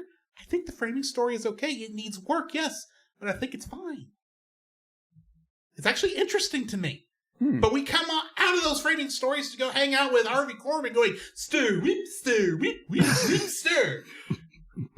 Who, by the way, was that character was inspired by Julia Childs, who I barely even know who she is. She was. That is how. No, you want to know funny? You want to been good? Have her be a spy for the rebels, because Julia Childs was a spy for the Americans. I'm just saying. In World War II. This special is so ingrained in 1978, it can't get out of 1978. Fair. That's a lot of the problem. That is true. Yeah. Say what you want about, like, the prequels and the sequels. They're not stuck in the years that they came out. Here's the thing about the prequels. As bad as they were when I originally watched them, because they weren't the Star Wars I grew up with, admittedly. Fair. They've kind of grown on me. Yeah, they got problems, but they grew on me. I like Force Awakens and Last Jedi. I know. I like Last... You don't get a rant master tonight, okay? Keep your prequel opinions to yourself. I'm just saying, I didn't say they're great. I said they grew on me. Granted, mold grows on things too, but I was going to say, yeah, he just brought up funguses. Okay. and Force Awakens and Last Jedi, I like Rogue One. I like Solo. Rise of Skywalker was the first Star Wars movie, before I really considered this a Star Wars movie, that I considered worse than Star Trek V. That's the only movie that is below my Brown standard of films. But at the same time, I don't care, because it will grow out of that to a degree later on, maybe. But this is stuck. Mm-hmm. It's stuck in the 70s and will be stuck in the 70s for the foreseeable future, as bad as the Saturday morning cartoons that Star Wars did at this time. Yes. Except people like those for the nostalgia factor. So I can't get into them. I don't have the nostalgia for them. Nope. But then I like the Muppet Show, so... What you getting? Yeah, but that's actually aged well. Yeah. Mm-hmm. Even though most of the co-hosts, when I look at the list, I'm like, I don't know who most of these people are, but okay. If you've never seen the Christopher Reeve episode, you should. It's fun. I don't think I have, unfortunately. And then the one right after that with the actress who played Wonder Woman originally. Oh, Linda Carter. Linda Carter. That's a good episode, too. Oh. Like, I have a list of episodes that when we do, before we review the Muppets from 2009, I'm making sure we cover some Muppet Show episodes. And those are some of them on my short list to include. We're not going to do the whole show because we don't have that kind of time. but I am, and it doesn't make sense to do that anyway. Yeah. But I'm collecting a short list of stuff to make him watch because he's never seen the Muppet Show, and you kind of need to get what's going on in that movie. But anyway, Yeah. Nate, what is your second dislike?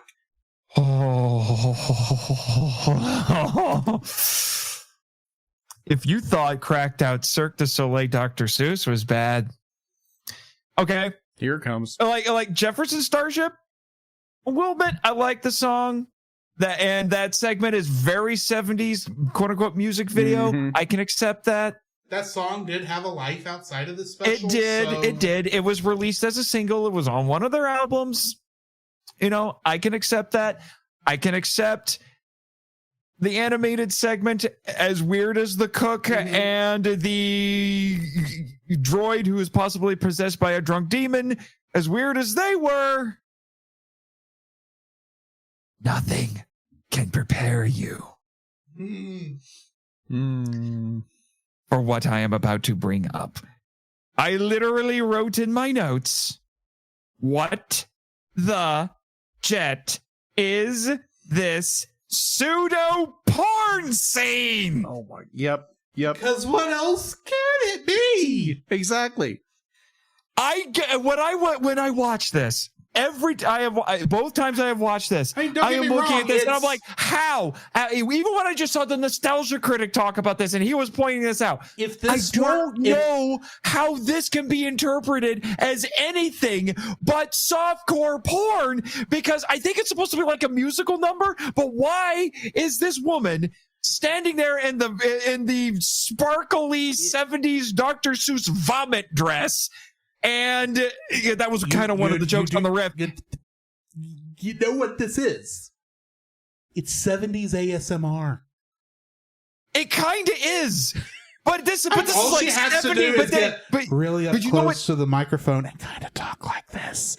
And yeah, but you know what? that But is you know what? ASMR, and it's the same bloody thing. Yeah, that's what this is. I am going to give one of the weirdest sentences I have ever said. This is soft-core pornographic 70s disco ASMR.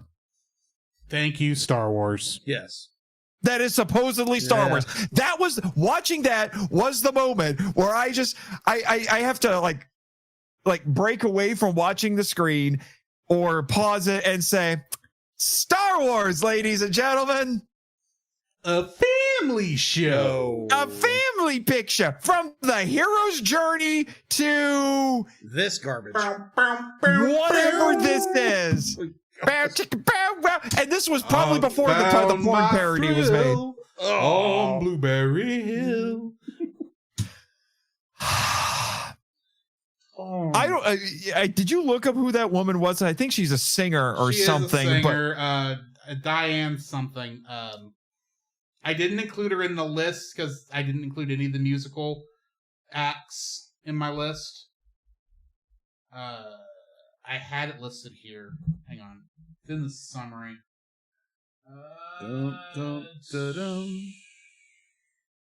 Oh, Diane Carroll. Diane Carroll. Okay. Again, this is also one of the most 70s things in this because that Very. looks like disco vomit. And I don't know what that was. Disco was a strange time, apparently, because I don't know what.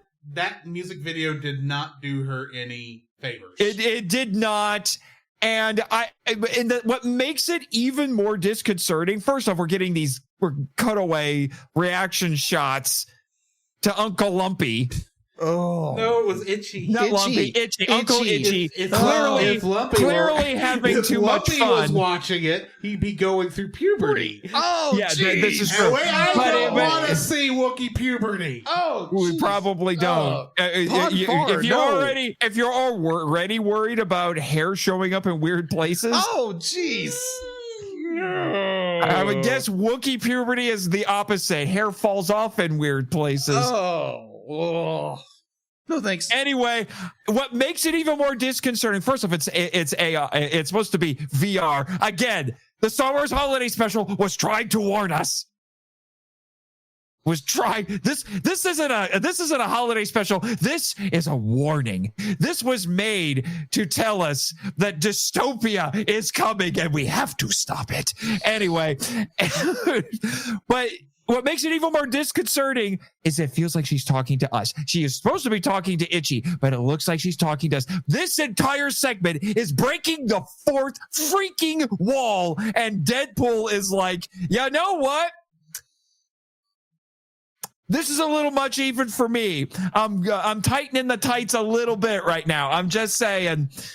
And then he'd go hang out with B. Arthur in the cantina.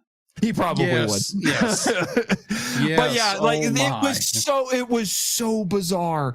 And I feel like that's the moment when Lucas was watching it where he's just like, I have to bury this. I can't. Yeah. I can't. I would like to think that maybe he could abide everything else, but that this scene is a bridge too far. Mm-hmm. Like, yes, like this is when they had the special crack that they were smoking, because what even is this? This is not, out of all of it, this is the most not Star Wars that you can get. Like, this is not Star Wars.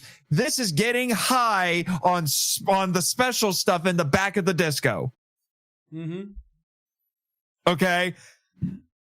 I was amazed that the riffers were able to keep their composure and keep making jokes.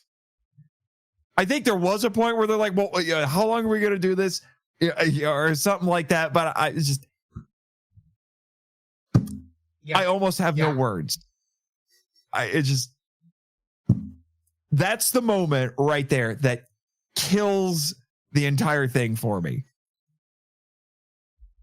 Fair enough. Mm-hmm. Yeah. Jacob. Oh, Nate just hit that one right out of the park. It was my exact same second dislike. It was me, like, even to add to yours, Nate, the fact to be like, you see the chair in the shot, be like, be like, you see it throughout it, and then their friend shows up. Because I keep coming out of frame. Their friend comes to and gives him a special disc for his little pleasure thing, his fantasy thing. I'm like, oh my gosh, where's this going? Bear in mind, this VR contraption was called the Mind Eraser. Really? Yeah, they called it that on the show. Apparently, Did the Empire make this? Maybe. I'm sure. Wait. Back the Imperial train up here a little bit. Are you telling me that whoever this is, Little Miss Diane Carroll, that she's actually an Imperial operative? I would believe it. If she was like a secret, if she was like a secret femme fatale who makes VR programs that to seduce life forms and then destroy their minds, that would be brilliant. Sorry. I did technically call it the wrong thing. Oh, what did you call it? It's supposed to be the Mind Evaporator. Oh, like, that makes it better. That makes it a whole lot better. That just sounds more. That's just Mind Eraser, but more evocative. Yes. Oh my god. A little more techno-babbling. Yes. Oh my gosh. No, that just makes me picture somebody putting this on, having a little too much fun, and then we see. Then we just see vaporized gray matter spewing out of their ears. Oh, and then they install the little thing on the back, on the little backwards visor, like that one guy in episode 5 has. So they can then be controlled. Lobot? Lobot. Yeah, Lobot. Here we go. They turn him into cyborgs after they evaporate the brain. Yes, I'm a nerd. Shut up. I knew his name was Lobot. I just couldn't think of the description, the word cyborg of all things. Anyway. Yeah, that scene in itself was, oh my gosh, we have gone from Star Wars land in the late 1970s, because it screams 70s, to that. Did she do this on stage? Is this like her thing on stage? She just walks in there with her glittery. I could not find anything. Like Christmas tinsel costume, and she's just like, "Hello, everybody. Talk to me." I could not find anything about this character, this particular performance if it was based on anything that she had done before. I'm fairly certain like there's some of the other things we've seen in here, especially the Harvey Korman stuff. Those are skits they had from other things that they just kind of made to work in here.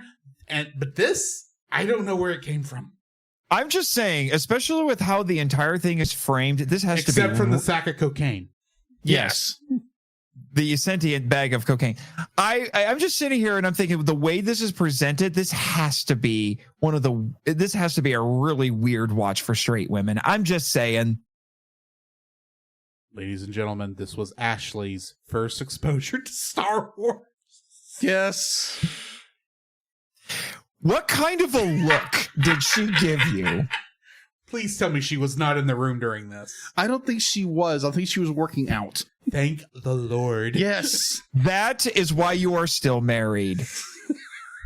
However, I'm guessing she probably is listening to the show and she's like, Jacob, you saw what?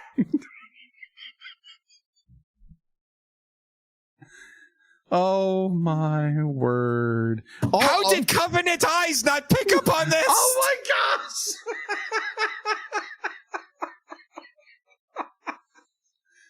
Oh, sweet Mother Hubbard. This is the point in the special that I lost it. I was like, what the frick am I watching? Be like, can I turn this off? No. He watched this twice. I did watch it twice. I tortured thyself for your entertainment. Thank you very much. You're either hardcore or a fool. It's a very thin line. Hey! Very thin line, almost paper. Look who's talking. It says, yeah, more like tissue paper. At least my 3 viewings of this were separated by lots of time. But either or. Be like, this entire scene made me go, oh, we are on a different plane here, people. And I'm like, okay. Be like, I have to watch this. I can't turn it off because I have to watch this. I have to experience it. I have to take notes on this. Can I just bleach my eyes out, please? Thank you very much and move forward. No, I can't. Hey. As weird as this is, Diane Carroll is a beautiful woman. Yes, I agree. I agree. Diane Keaton is a that costume does her no favors, but she is a beautiful woman. Agreed. You mean with that Muppet vomit on her head that's supposed to be hair?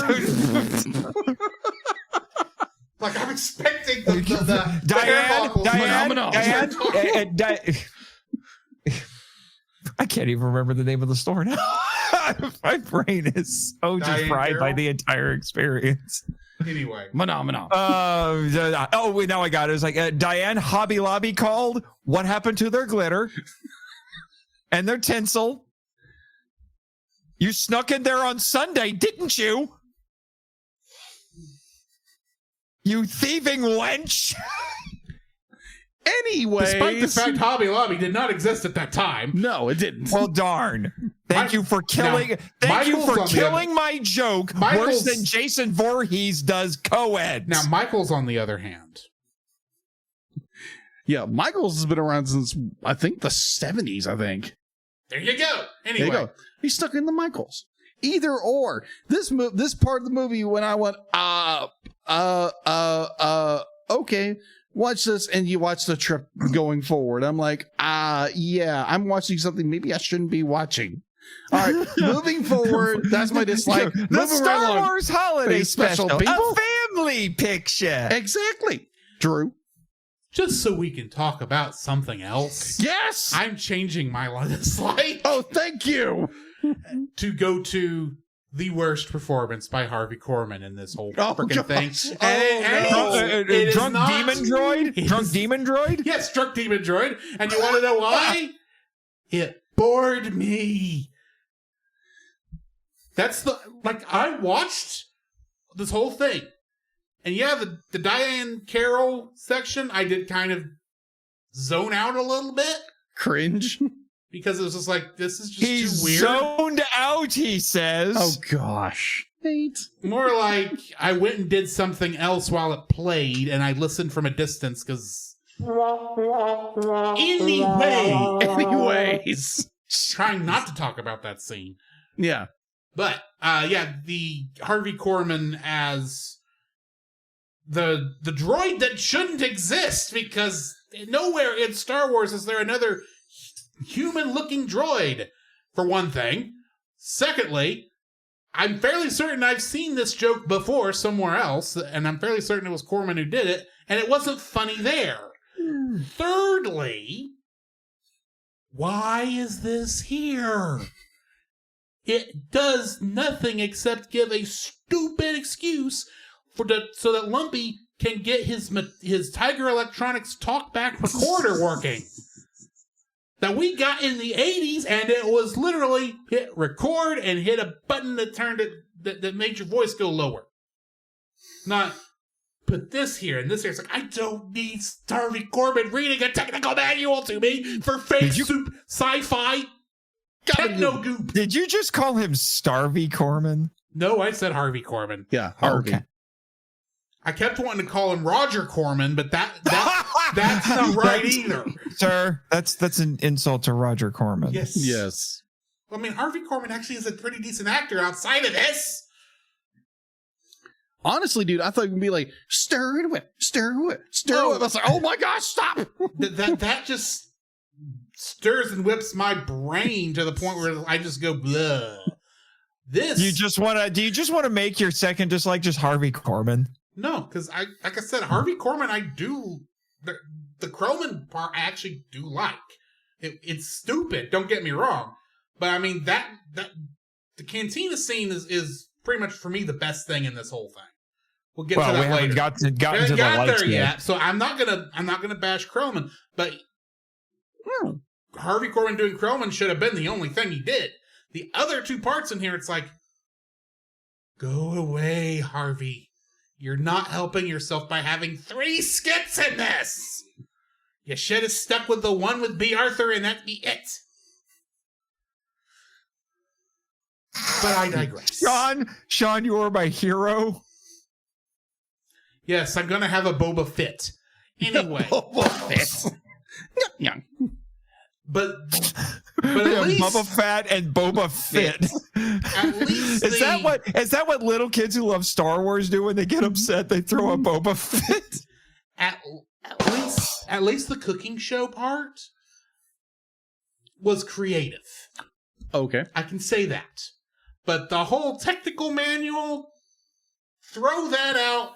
Give me an extra 15 minutes of the faithful Wookie, and we can move on with life. So yes, the bad reading of the technical manual is my second dislike. Speaking of 15 more minutes of the faithful Wookie, can we talk about our likes now? Yeah. If we have any. Be like, I want to bring one thing up. So when the stormtrooper bonus dislike incoming. Yes. So this is I could give several bonuses. Oh yeah, I'm just saying this is my note when I'm watching this. So when the stormtrooper catches Lumpy like doing what he's doing, but all he does is trash his little machine. I wanted the stormtrooper. I literally said, "Please shoot the stupid little hairball." That's all I said. Shoot the stupid little thing. I don't care if it's Jacob. What? Do you watch Star Wars? You should know. That is an impossible request. The kid has plot armor. No, stormtroopers can't hit anything. Oh, I'm aware. So just throw the kid out the window. Or not. They can't hit anything. Just kick the Wookiee. Yeah, kick the Wookiee. Just kick the Wookiee. That's it. That is actually the title of this episode. Just kick the Wookiee. Just kick the stupid little Wookiee. Please. I'm guessing he's too small to rip your arm out of socket. Just kick the Wookiee. Yes, just kick the Wookiee. Please. Just kick the Wookiee. Yeah, anyway, either way. Going into our likes of this movie. Nothing else tonight. Just kick the Wookiee. Just kick the Wookiee. Nate, what is the first thing you actually like about the Star Wars Holiday Special? And not kicking the Wookiee. The obvious one, the faithful Wookiee. Animated segment. Yes. It's the only part of this that anybody attached to Star Wars has ever wanted to actually acknowledge. Yes. And even it's not. And I will admit it's not I would say it's good. It's not great, but they do take advantage of the fact that it's animated. Mm-hmm. It tells a story that actually feels like Star Wars, as goofy as it is with, narcoleptitis or whatever. Narcoleptra. Narcoleptra, yeah, that's what we called it. Which still sounds like the name of a supervillain with sleep powers, but okay. But as weird as that is, like I said, it feels like Star Wars. We have it's at least, maybe I'm crazy, but it's at least on par with like low tier Star Trek the animated series. Okay. Fair. That's very fair. But like I said, at least it feels like Star Wars, and we get introduced to Boba Fett, and it has kaiju, and not only that, it has Boba Fett riding a freaking kaiju. This is a metal cover. I will take no notes. All right. I like to point out in the introductory segment when they're introducing all the cast, the thing for the shot they use for the animated adventure, as the narrator calls it, is Boba Fett riding a kaiju. Yes, agree. Yes. Now, admittedly, so obviously they knew what the coolest part of this whole thing was. They did. Admittedly, the weaponized tuning fork I don't really get. The Mandalorian has that as his primary weapon. This is also true, because despite the fact that Lucas wanted this buried, too many people have seen it, and it has influenced too much. Yeah, might as well just put it out at this point. So, yeah. As it's a decent introduction to Boba Fett. I do think he's cooler in Empire Strikes Back. I think we can all agree on that. Yes. We can all agree on that. And some of these character models are a tiny bit suspect. I've already made a joke about how I swear Han is either sleepwalking or has been blinded because he has no eyes, and it's weird. All I'm saying is when I originally saw the original Clone Wars cartoon for that Cartoon Network put out, that was done by Genndy Tartakovsky, and then they reused those same 2D models, but put them in 3D for the Clone Wars. I thought that looked wooden. This, on the other hand, somehow looks more wooden. And yet it also feels like everything is constantly kind of moving and undulating. It's really strange. And yet it works for this. So it does. I'm not complaining. It's really strange. So it looks even really if in animated form C-3PO blinks. He does. Yeah. Which weirds me out. It's still got the holiday special weirdness, but it's the one part that, it's one of two parts that actually feels like Star Wars. Yes. And like I said, it introduces to Boba Fett, and there's kaiju. The crossover is justified. So yeah, there you go. That's one of the master moments of this, as my friend Damon Noyes would put it. Jacob. And it's the primary reason why I wanted it for your guys' show to begin with. That is very fair. Yeah, bigger truth. If I had been thinking about it, I would have told you when you were doing the Heron hiatus. I should have said, let's do the story of the Faithful Wookiee. We could have probably done an entire thing just on that. Yes, but Proto-Godzilla fighting Superman Proto-Godzilla was just way more on brand. So yeah. Yes. By the way, thank you for doing that, by the way. All right. You're welcome. So my first like for this holiday special, again, kind of following the same footsteps as Nate the Master, is the animated sequence. I was honestly blown away when I first saw it. I was like, wait a minute. We get this high, not octane special, and then we move into this. I'm like, where have you been, my friend? I was pleasantly surprised. I was like, okay, this is a breath of fresh air. This is a nice breather from the what are they smoking kind of special. It's a nice breather from and stir whip. Exactly. So yes, be like the animated special, like Nate had spoke about before, and yes, animated special, Chef's kiss. Yes. Drew. Once again, so we can talk about something else.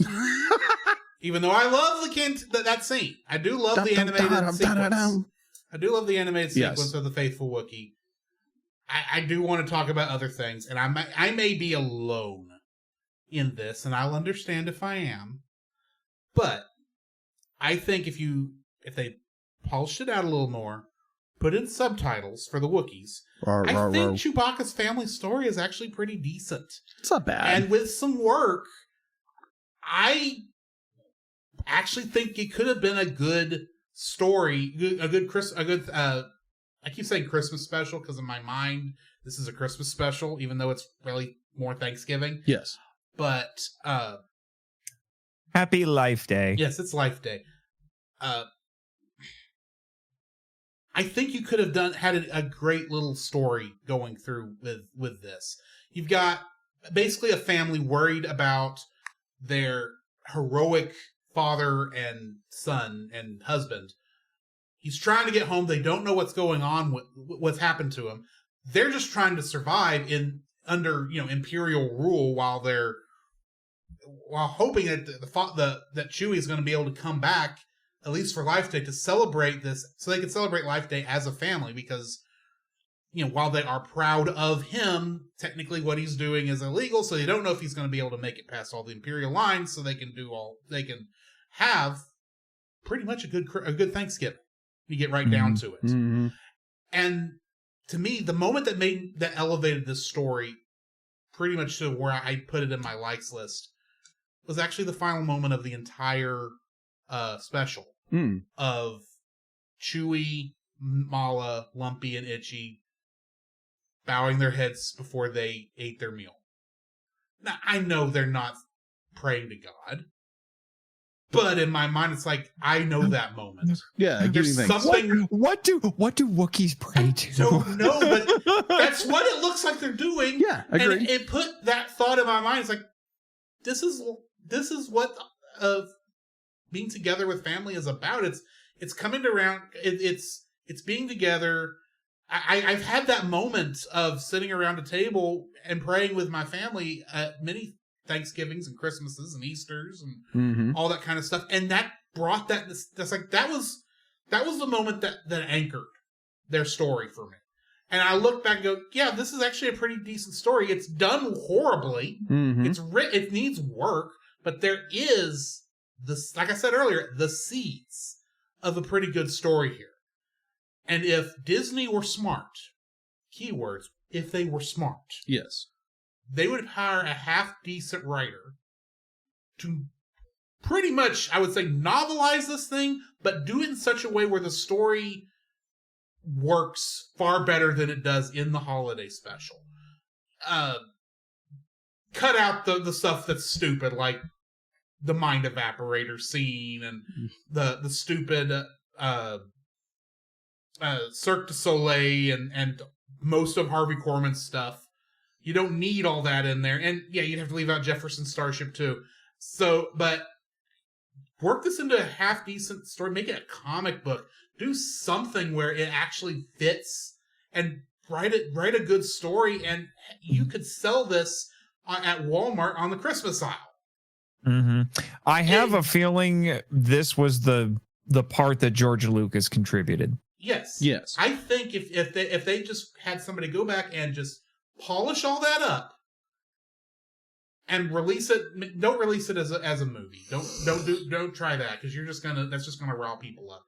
But do like a short little Christmas, like a Christmas story, or like a novel or an audiobook or an audio drama, something.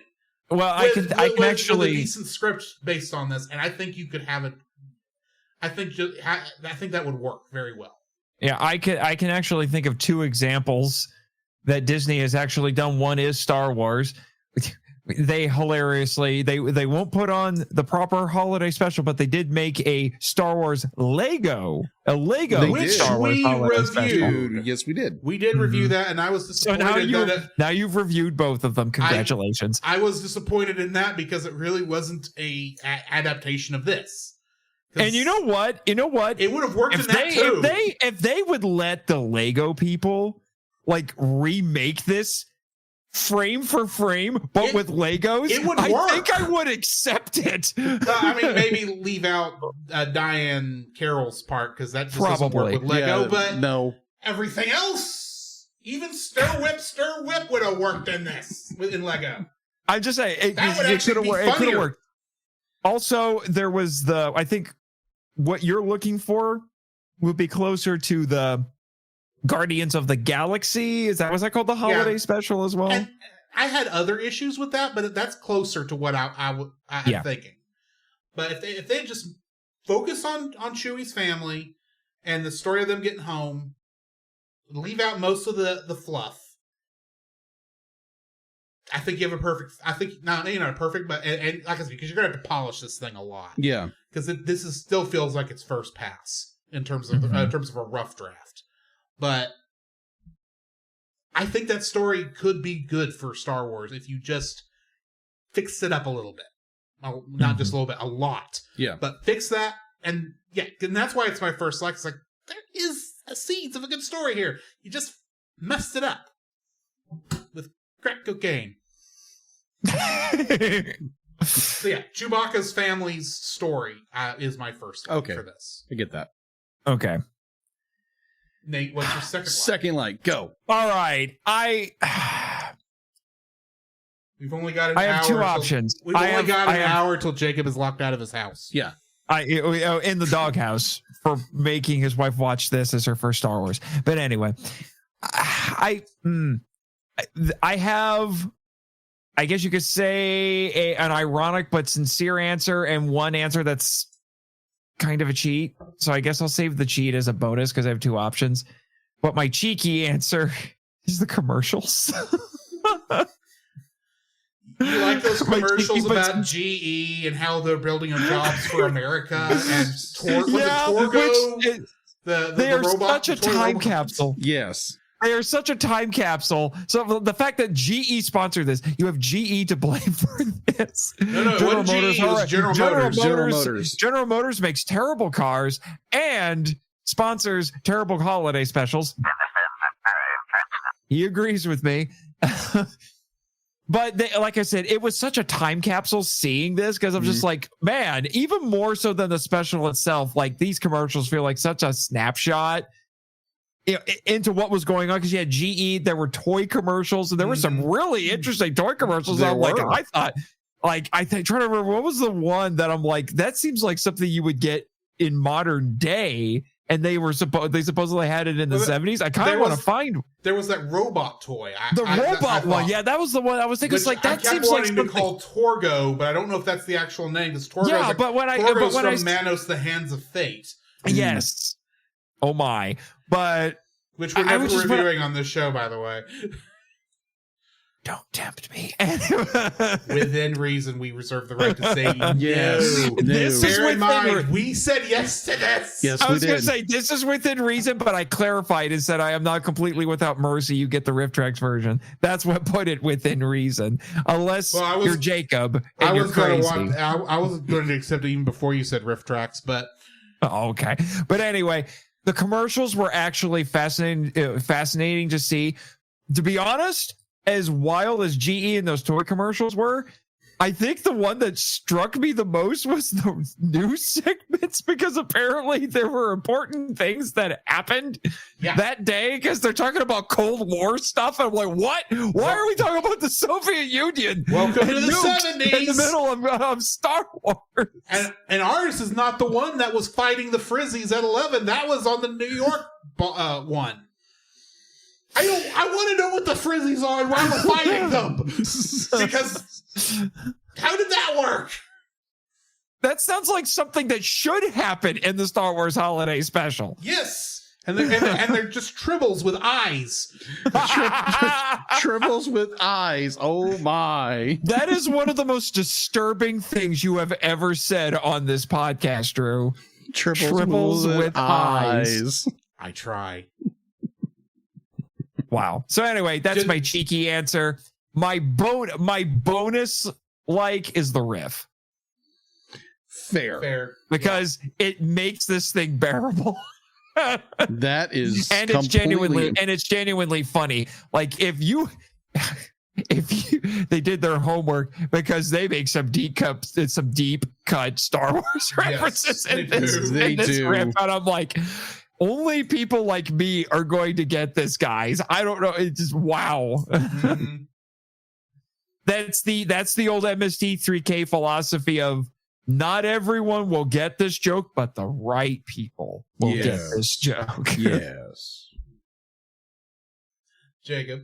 My second like is we've kind of bumped around this one a little bit, but the cantina scene. Yes. The cantina scene, the scene that is, I knew that was going to come up, so I skipped that one. Yeah, is more. It has more of a resonance of Star Wars.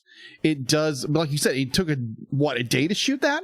A day, yeah. A day to shoot that, because obviously the costumes or whatever.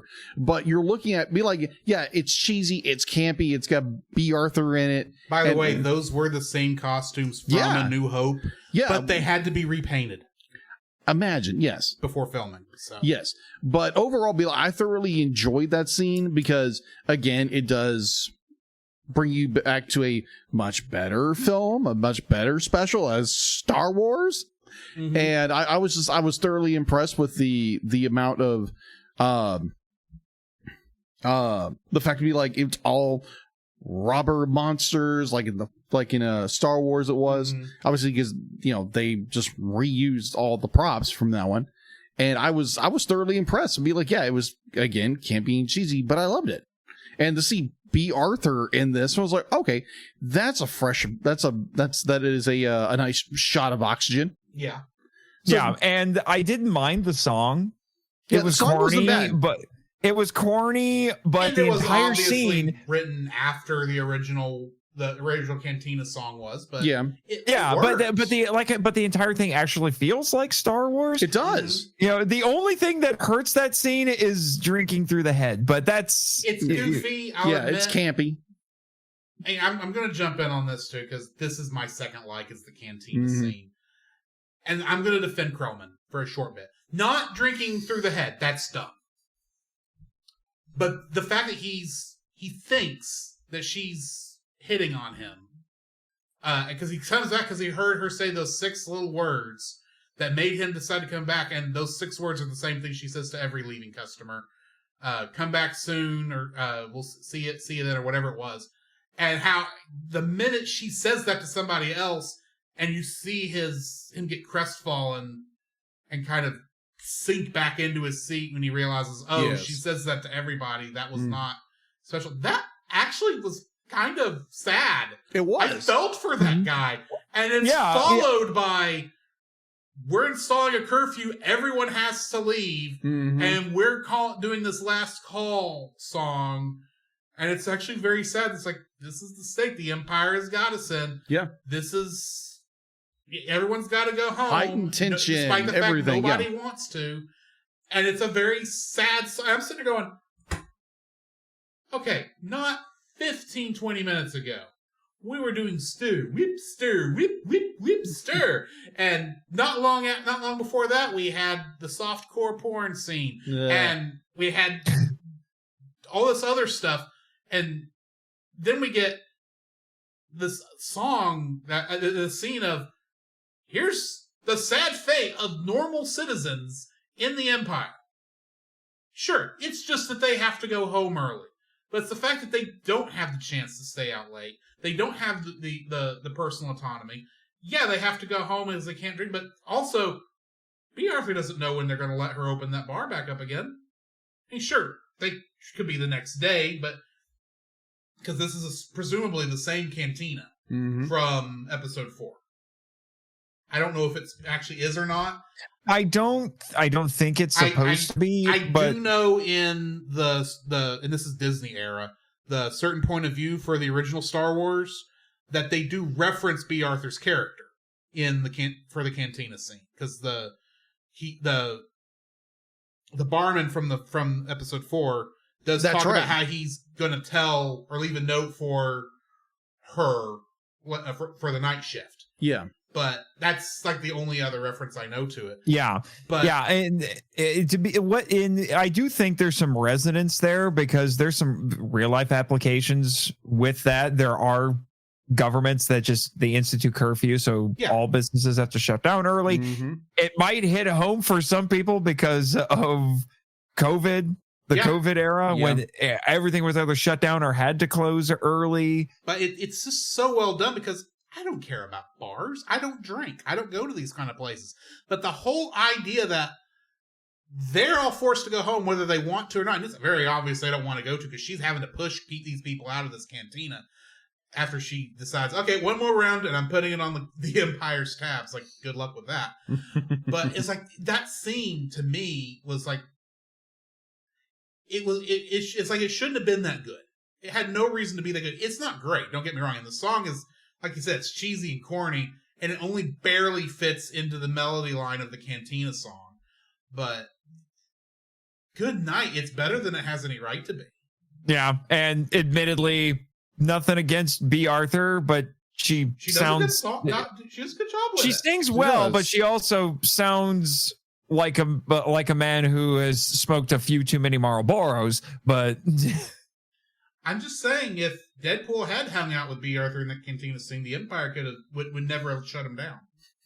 No, that is for sure. That is for sure. And she should have done a Star Wars. I need a Star Wars What If with Deadpool. Well, yeah. There you go. We also need a crossover between this special and Star Trek Voyager, just so B. Arthur can have a duet with Catherine Janeway. No, there is coffee in that nebula. Yeah. Kate Mulgrew. I'm just saying sound. Their voices would fit perfectly because they almost sound the same. Anyway. That's, I think, the end of our review. Yes. So we need to rate this thing. Nate, what score are you giving this? Here's the problem. This was a little more complicated than I thought it would be. This wasn't complicated for me at all. Well, here's why I say it's complicated. Because I kind of had to give it 4 ratings. Because there's special without riff, special with riff, and special and just the animated segment. Because that's the one who's existed. That's the one part of this whose existence they will acknowledge. Okay, but just so you know, the review is only the special with riff. The special with riff? Yeah. The special with the riff is an 8.5. The special without a riff is a frickin' 2, and I feel like that's a bit generous. Jimmy agrees. What's your rating? I didn't realize numbers could go that low. Anyway, and I would, if I was rating... Deedlet says you're going to mess up her database with a number that low. Jeez. You're making her angry over there. And I would probably... The Faithful Wookie by itself, I would probably give a 7. Fair. You know, because it's not great, I would say. But, you know, it gets high marks for first Boba Fett and Kaiju. Mm-hmm. You know, and actually feeling like Star Wars. And the first animated Star Wars. So I'll give it that. So you take all those, you average them all out. And this is being extremely generous. You could round it up to a 5, but riff 8.5, special by itself 2, Faithful Wookie 7, overall 5. Okay, Nice. Jacob. I was so torn. At first, I gave it a 2, and then I gave it a 3. I was like, okay, is this with or without riff? this is both. This is the entire riff did not combined. you're saying the riff did not save this for you? No, it didn't. It didn't. Be like looking at all the different perspectives we kind of brought up. I do agree with Drew's perspective. If it would have just kept to its core story and not go off on these tangents and these fillers and what have you, these fluff moments, be like it would have been a decent story. Mm-hmm. And be like give it a good second, third, fourth bit passover. I agree. It would have been a better story. The animation parts were great. The cantina scene in itself was great. if someone would not have been high on reefer, they may have wrote something that was more competent. But this is reefer madness. this is reefer madness. I agree. Also available from Riff Tracks. Guess what Nate is sponsoring next? Please no. I'm kidding. Though bear in mind, my choice of putting Gumby on earlier this year was also because of Riff Tracks. I just didn't give Jacob the chance to watch the riff. Oh gosh. That was the only way I got through that. I think you violated his constitutional rights, but anyway. Cruel and unusual punishment there. Anyway. Oh my gosh. So 4.5. 4.5. Okay. Yeah, 4.5. You're nicer. How are you nicer than me? Just like 4.5 be like there's parts of it that are good. The animation, I can't give it a 2 because the animation. I can't give it a 2 because the cantina scene. I can't give it a 2 because of the core structure of the story itself. Be like, if they would have done a decent job with it, it would have probably been a good story. And to this day, it would have probably been part of people's the legacy of Star Wars, like legit, and people would have been telling the story from years on end. It would have been part of canon, and now it's like this long banished to the internet kind of thing. Yeah, I have a feeling though there's probably been a ton of Star Wars fans who have been secretly watching the bootleg of this. Yeah, I'm not surprised. I'm surprised the VHS bootlegs we get on YouTube are in as good a shape as they are. Oh, agreed. I'm sure those VHS tapes are wore out before they even transferred them. Oh yeah, agreed. But yeah, be like it's a 4.5. It's not a 5, but it's not Leo the Lion. Well, it's not even that second Titanic movie. That made me angry. You're not kidding. Drew, what are you giving this movie? They both made me angry, but that one really made me angry. So here's the thing. I am a fan of Riff Tracks and Mystery Science Theater 3000. I can only really watch them from time to time because I can only take so many bad movies and bad specials. Like I enjoy the shorts a lot more than I usually do the actual riffs of the movies. That being said, this is not Riff Tracks' best riffs. It's not. Just being honest. And as much as it does make this watchable, a lot more watchable than it would be without them, I almost feel like it doesn't really affect my general feeling of the special as a whole. Granted, I have not seen it without the riffs, but I can't imagine I would ever want... I would even be able to stand it without the riffs. Mm-hmm. So I think Francisco Roy is going to be extremely happy with my rating. And I'm very sad. Is he gonna do it? Is he gonna do it? I am very sad that he's not in our chat right now to hear me rate the Riff Tracks version of the Star Wars Holiday Special at 3.5. Wow. Oh my gosh! Yeah, I can tell you my personal... I would say my personal favorite riff. The prophecy has been fulfilled.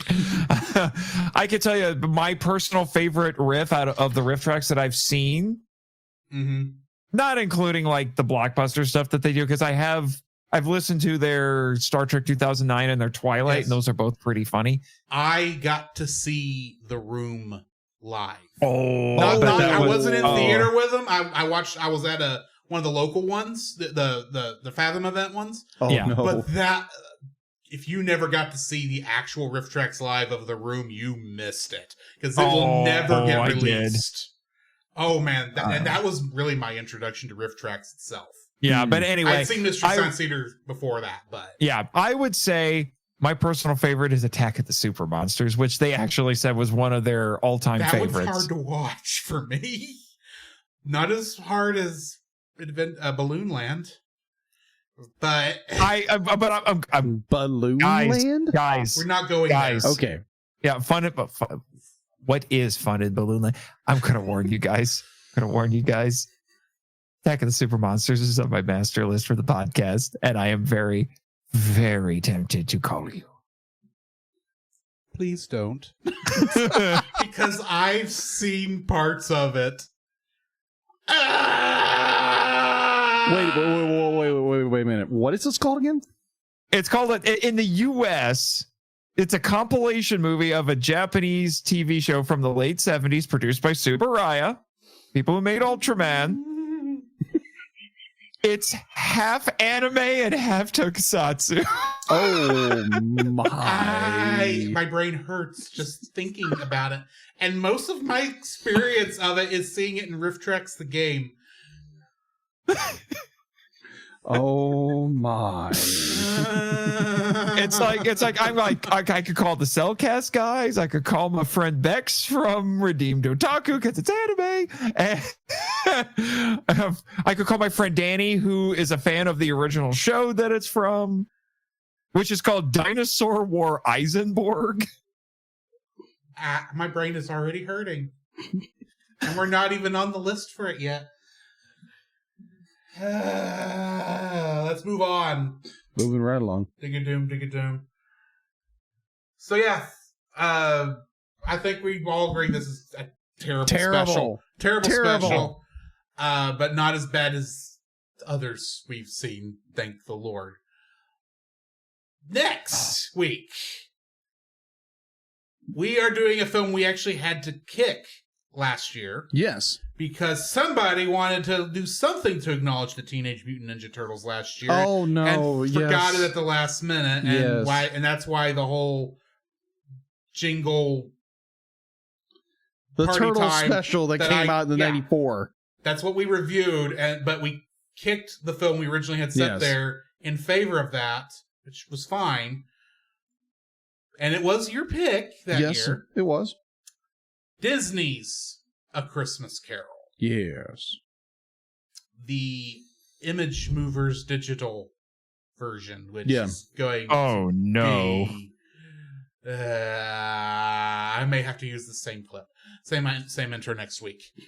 But join us next week for that. It's a bit like, well, to put it in perspective, it's the same company that did Mars Needs Moms. And that was That a bad explains Yeah, so that was much. a bad movie month. There are parts of the movie that's really good. Then there's like, woof, this is woof. And if I'm not mistaken, that means we'll have done that in studio's entire filmography. Yes. At that point. Yes. Because there wasn't many. There was only 3 that movies. in Studio Ghibli. Congratulations. Yay, 2025. We've tortured thyself. Anyway. Yes. We're going to play a bumper to pay some bills. Not that we get any bills paid. And then we're going to come back on the other side to very quickly do these next 2 episodes of Outlaw Star. Yes. This podcast is a proud member of Culture Box. Whether you enjoy geeky reviews, comedy, or original fiction, you can open up the Culture Box and find something excellent for your soul. Point your web browser to culturebox.media. This week, we suggest checking out the Monster Island Film Vault. Hey, it's this guy. Hey, kaiju lovers, looking for a podcast that's a fun listen and takes big monsters seriously? Then check out the Monster Island Film Vault, a podcast seeking entertainment and enlightenment through tokusatsu. Host and film curator Nate Marchand and his rotating roster of guest hosts take academic yet fun deep dives into the wide world of giant monster films and television, discussing their artistic merits or lack thereof, and their historical and cultural context, giving you a greater appreciation for an underappreciated genre. You'll hear about Godzilla, King Kong, Gamera, and more, while also getting a crash course in Toku topics, ranging from history to sociology to science. Along the way, you'll hear audio drama segments chronicling Nate's many misadventures on Monster Island, with a colorful cast of characters, like their intrepid producer, Jimmy from NASA. So pay a visit to the Monster Island Film Vault at monsterislandfilmvault.com. What was that, Jimmy? I missed that. He just appreciates the acknowledgement, I guess. Yeah, you're welcome. I try to do this for our Culture Box people when they jump on for a guest on a show. Yeah. The Cellcast would also like to thank the following patrons. PaulJPowers.com, The Monster Island Film Vault, Thanks, Nate. Edwin Gonzalez, and Artsy Steph. And this month, we also thank Wendy and Primo. Thank you, Wendy. She is actually sponsoring an episode at the end of this month, so join us for that. Brain just farted. Also, check out our Redbubble store for t-shirts and stickers and all that kind of good stuff. Check out Jacob's Like an Artist streams when he pops those back up, whenever that is. And then join me on Tuesday nights for Dragon Quest III, whenever I can get that started back up, because every time I say that, I feel like I get behind again. But beside the point, join us for those things. And I do have to say, I did forget one more thing. Yes, you did. Redbubble. No, I did Redbubble. What I forgot to say was, if you would like to sponsor us on the show, have your name shouted out, some special art from Jacob, and uncut episodes, you can donate to us at the $5 level. Or if you want to be like Wendy and give us an additional $5 and get for a total of $10, you can you can force us to review a film within reason. And yes, the Star Wars Holiday Special was within reason. Thanks, Nate. You donate to us at the $10 level, and you get your chance to be on the show if you so desire. If you don't, we get it. But thank you for that. Now, what were you about to say? I was about to say the fact to be like you had a brain fart, and the fact that we just reviewed this horrible special. It's understandable you have a brain fart. What can I say? The holiday special makes me gassy.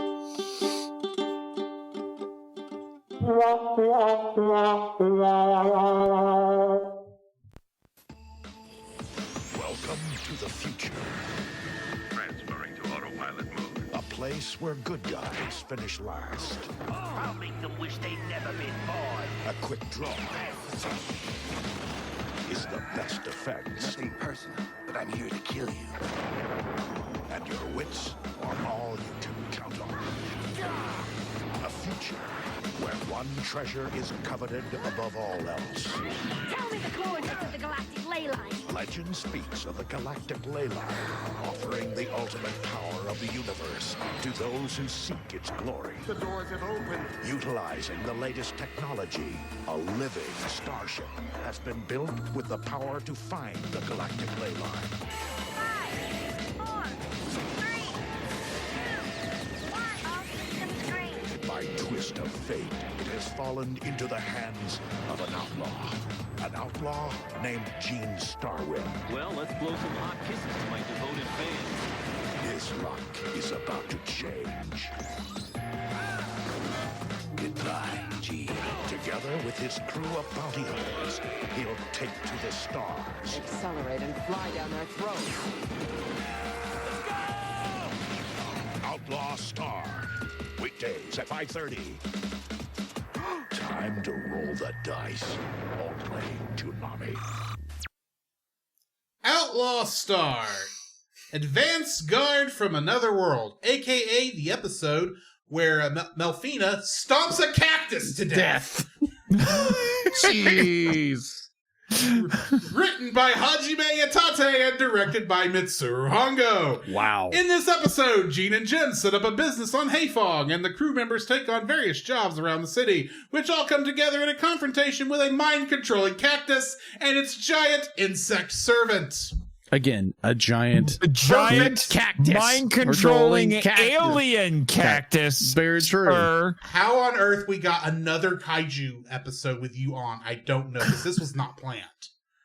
Well, admittedly, it's not that gigantic. No, they're close. Although the bug is technically gigantic. Yeah, compared to most it's bugs. the size of a bus, so... Yeah. Anyway. That a certain crazy cat lady rides. New cast for this episode, we do have the Great One, which is the only name given for the cactus. Yeah, it's called the Great One, yeah. And he was played by... I am the superior life form. Pay no attention to the fact that I am a cactus. Stop. There No, are people I am the below superior us. life form. You can't do this to me. But he was played by Tom Weiner. Trivia for this episode. Gene's coffee mug has Made in Locust inscribed on the bottom. The phrase can be spotted when he takes a drink from it and throws it at Gilliam. Made in Locust. Yes. Locust is apparently space China.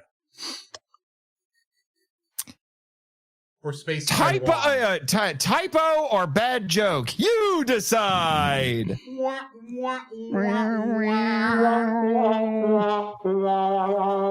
woof, woof. What are y'all's thoughts on this episode? Funky. I had seen this before. I had seen this before. Right. It had been a hot minute, as seems to be the theme with a lot of these. I forgot how Firefly-ish this show is. Oh, no kidding. No, you think? And how many wonderful voice actors I recognize. This technically predates Firefly by 2 years. know, that's the craziest part. And that's the craziest part. Did not know about this when they made it. Sunrise needs to go give a talk to Joss Whedon. I'm just saying. Them and the original author of this manga. I can't remember his name. The manga's name, but yeah. And and here's the thing: you guys had brought this up in some of your previous episodes about how this, and I hadn't thought about it, but there is also a Cowboy Bebop vibe to this. It's the same studio. It's made around the same time. I mean the fact that Gene is wearing Spike's suit. He was cosplaying Spike in this episode. Yes. He was cosplaying Spike. You can't change my mind about that. He was cosplaying Spike. This is the same studio. They just took one design and moved it over. Mm-hmm. Yeah, basically. Except, I would argue Outlaw Star is a lighter version. Very light. Of Cowboy Bebop. Mm-hmm. Cowboy Bebop is really funny at points, but when it gets dark, it gets it gets a little depressing. So, yeah, and plus you had Wendy Lee is in the dub for this, and I'm like, she's always going to be Faye Valentine. Mm-hmm. She's going to be Faye Valentine forever for me. I don't care what else I hear her in. She's always going to be Faye. So even when she's playing a little Chinese Taoist girl. Yes, very true. Because that's how she started in this movie, in this show. Yes, evil Chinese Taoist girl. Yeah. She needs a t-shirt with that. Yes. Evil Taoist Chinese girl. Yeah. I mean, she played a goddess too, technically later on. But also, I do have one small gripe to pick, a small bone to pick with you guys. I'm surprised you didn't bring this up. Oh. And then I'll get to a little bit more about this episode itself. You're telling me neither of you picked up on Jim's namesake? Oh, that was... Yeah. Stephen You're Hawking? Tell me? Yeah. Jim Hawkins? Stephen Hawking? No. What? Jim Hawkins from... Yeah, Jim Hawkins. Yeah. Oh, yeah. Jim Hawkins from... I don't remember you guys bringing up Jim Hawkins from Treasure Island. No. Well, we've covered Treasure Island enough this year. True. I was just going to say... I'm just saying. Anyway... I did find that I forgot that because everybody is going off doing their own thing, that eventually it was all going to come together. Yeah. And it comes together pretty effectively, I have to say, because they end up basically chasing the same thing. Yes. And I thought that was pretty clever.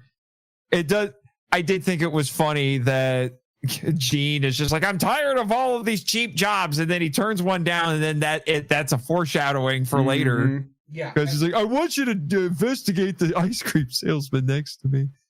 And it comes to find out the ice cream salesman is the problem, or at least his new topiary is.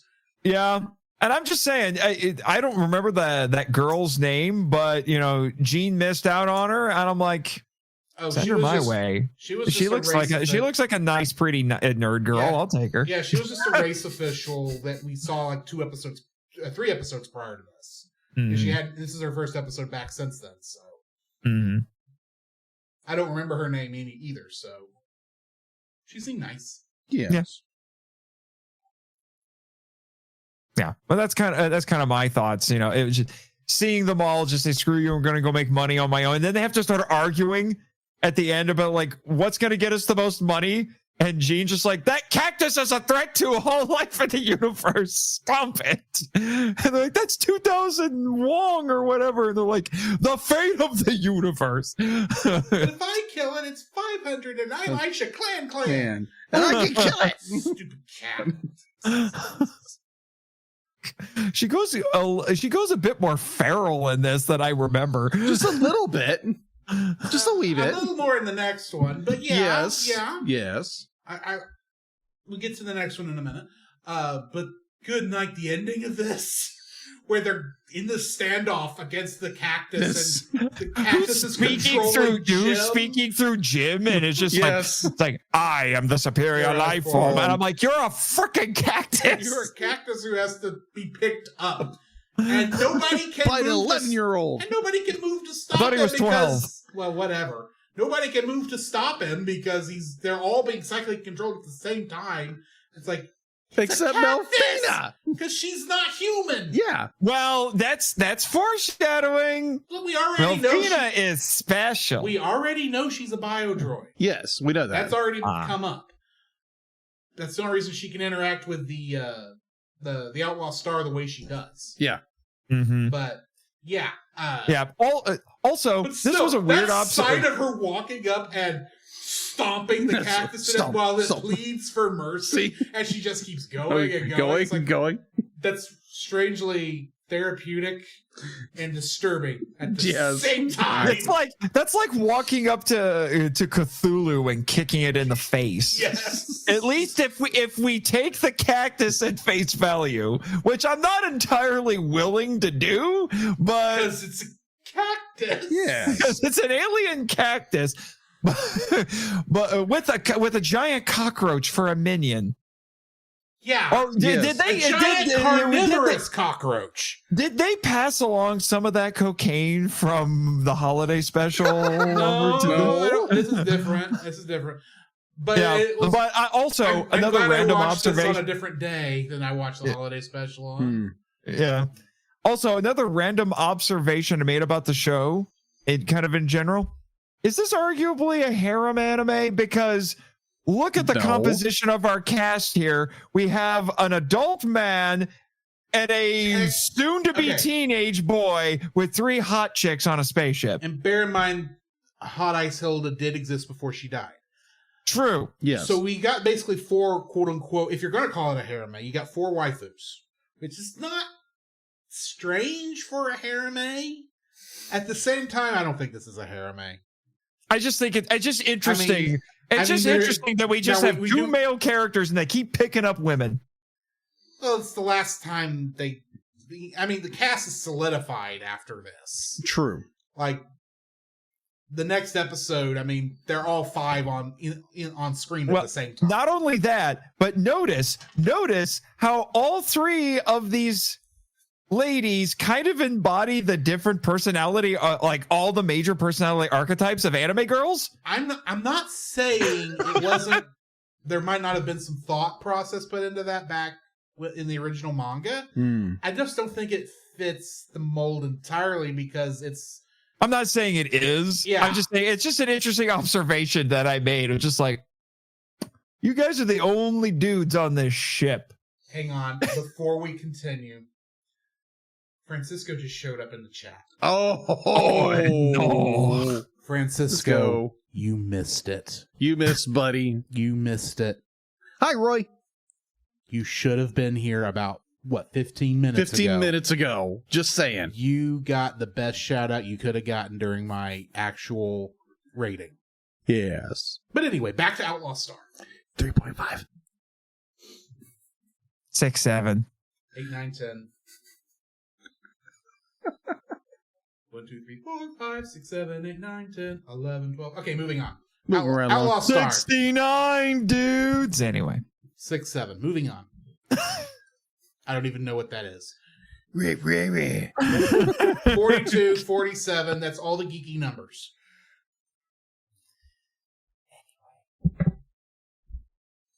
Outlaw Stars is not a harem anime confirmed. Yes. Just got a weird cactus and weird episodes. And weird cockroaches.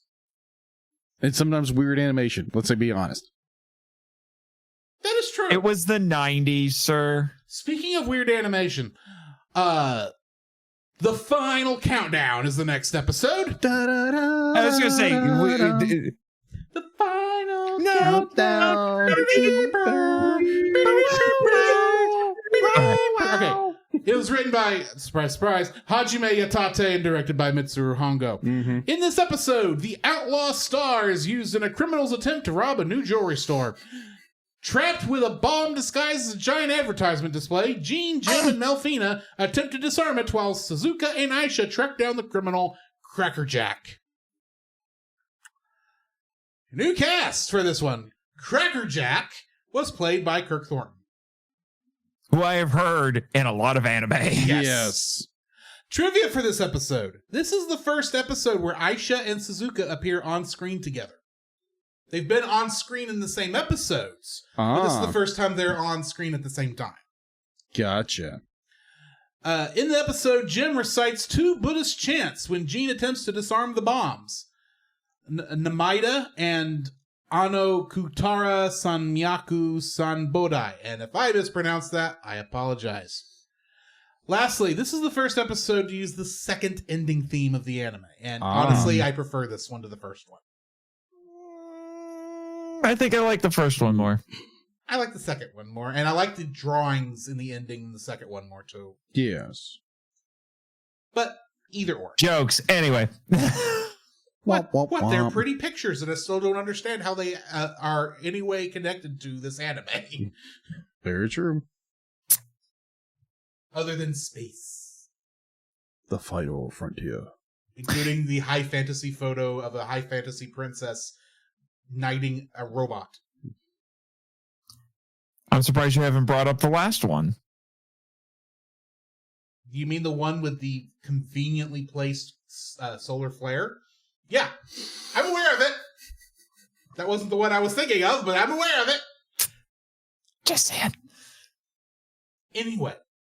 She needed the disco vomit. Yes. That would have completed the package. What are y'all's thoughts on this episode? Oh, gosh. Right, two things. One, and I think I remember thinking this the first time. I remember thinking this the first time I saw this episode. Outlaw Star only cares about physics when it has to. Yes, agreed. Pretty much. Because not once, but several times. If it happened once, I would have forgiven it. But several freaking times. This drove Jimmy crazy when we were watching it. You got calm down, dude. Space is a vacuum. Sound does not travel. How can it play music and play the theme song in universe, which is already a little strange? Yes. And then they're like, oh, that makes a different tone. That must be where we need to. How do you know? Hey. There is no sound. Okay, I get it. I gotcha. I got your explanations. Now, admittedly, the first one, that's just because laser beams in space sound better than silence. I'm sorry. I was gonna say, I get it. There's the creative license of explosions in space, laser beams in space. I can live with that. Yeah, that's the one. But when you start playing music in space and tapping to get sound in space, it's like when the Wing Commander movie had sonar in space, which makes no sense. My only explanation for the music is maybe it was playing over the communications, but then why didn't they shut it up? I'm guessing because you have to wait 15 seconds so the X appears so you can actually turn the sound off. It's like on the internet stuff now. And the X is so small that Gene can't hit it with his big fingers. But the tapping though, I think I have a better idea, and that's it. You're hearing the sound coming up through the grappler arm into the ship. Perhaps. And I can see how you could make out a different sound if there was in that way. At the same time, yeah, it's best not to think too hardly. It's still Yeah, it's still straining it a little bit because, like I said, This is like, meant to be this is meant to be a pulp sci-fi, not a hard sci-fi. Yeah, but here's the thing. It pays attention to those physics, but they're clearly worried about getting sucked into space. And we know, because they need spacesuits, that they will die without spacesuits in space, but we have sound in space.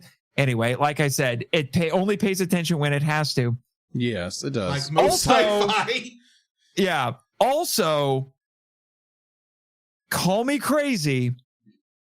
This episode is just Die Hard. Pretty much. Yeah, you're not kidding. It is. Now hear me out. Here's like, how is this? This episode Die Hard? Is not a Christmas movie. I said this episode said nothing about the movie Die Hard itself. Okay. Anyway, but the reason I say that is specifically the bad guys, not necessarily like the stuff on the ship with defusing the bomb and all that. That's not entirely Die Hard. It's the bad guys. Because the bad guys present themselves as highfalutin terrorists with a cause, which is entirely a front, so they could do what? Steal things. Yes. Hans Gruber, they are not. Because that's Hans Gruber. I am a terrorist who cares about things. Actually, I don't. I just want to steal all the money in this building. Yeah, pretty much. Now I have a machine gun. It's the exact same thing. Yes. The bomb threat is a distraction so they can break in someplace and steal stuff. Yeah. It's Die Hard. Yeah, it's a Die Hard scenario in space. Yeah.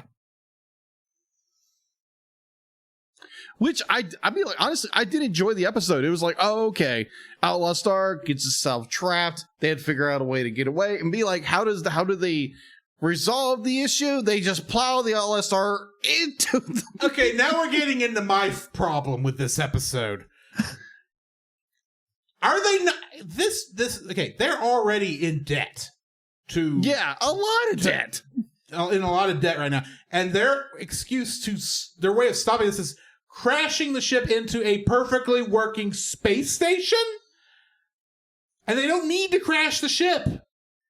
Because it's not like they were out of control. Now, granted, if they stopped and ran around to where in that space mall to get to where that was, yeah, they probably wouldn't have made it in time. Not that stopped Aisha and Suzuka at all. But granted, it's cool seeing the ship crashing into the space station. Yes. Which only complicates the whole vacuum in space thing because there's clearly a vacuum and the space station has to seal the hole. Yes. So stuff doesn't get sucked out. And I'm sitting there going, Gene, quick question. How are you getting the ship out without the Haifong government giving you a buttload of more debt? Because it's going to cost you to get that out there. No, because the next episode is I think the next episode is the one where they're going after the space Leviathan. Yeah, and it's like, which really was hoping that was the episode you were going to be on because giant space Leviathan. Yeah, but Gene can't afford to crash into the spaceship. Well, so Gene's not exactly the most brightest guy in the world. Let's just say that. There's no way in the entire galactic ley line that criminal is going to be worth the cost of crashing the Outlaw Star into a space station. Very true. A perfectly fine otherwise space station. Speaking of Crackerjack, I feel like this guy picked the absolute wrong name because he's got a thing for mice. First off, his online avatar. Yeah, I was going to say, first off, his online avatar looks like Mighty Mouse on meth. No. You got to realize, this is Dead Mouse. Yes. Before Dead Mouse. This is Dead Mouse before Dead Mouse.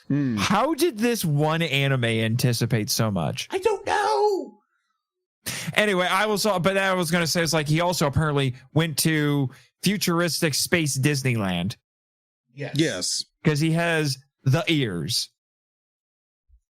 And the eyes and the full mask. So, if you're a supervillain, a would-be terrorist who's a thief who pretends to be a terrorist, and you go by the call sign Crackerjack, why is all of your disguises mice themed?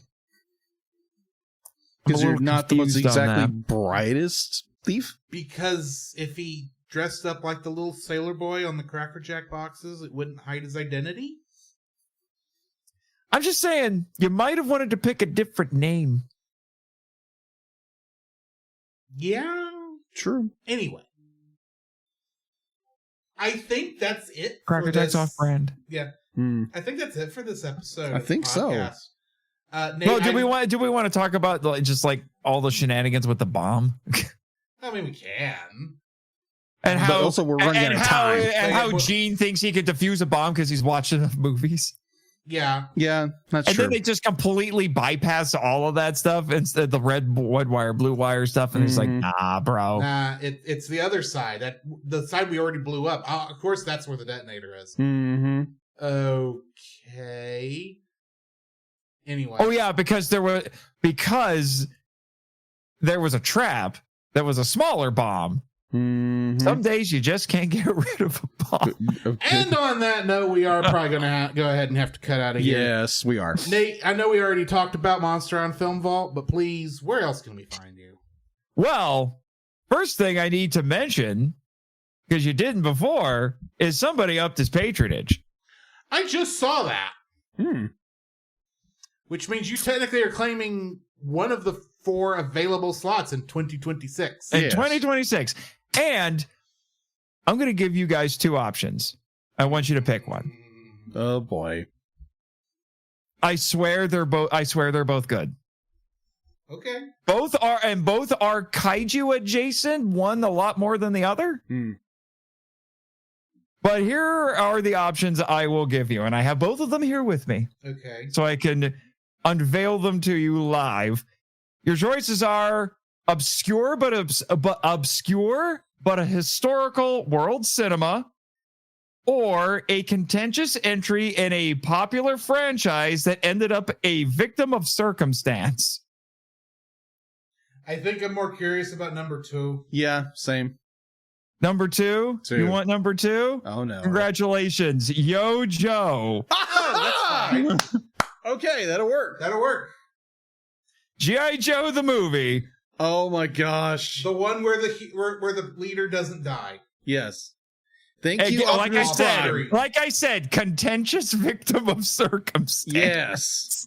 Because even if you ignore that weird little change in the fact that it didn't get a theatrical release because of Transformers the movie, there are a lot of G.I. Joe fans who have issues with this. Fair enough.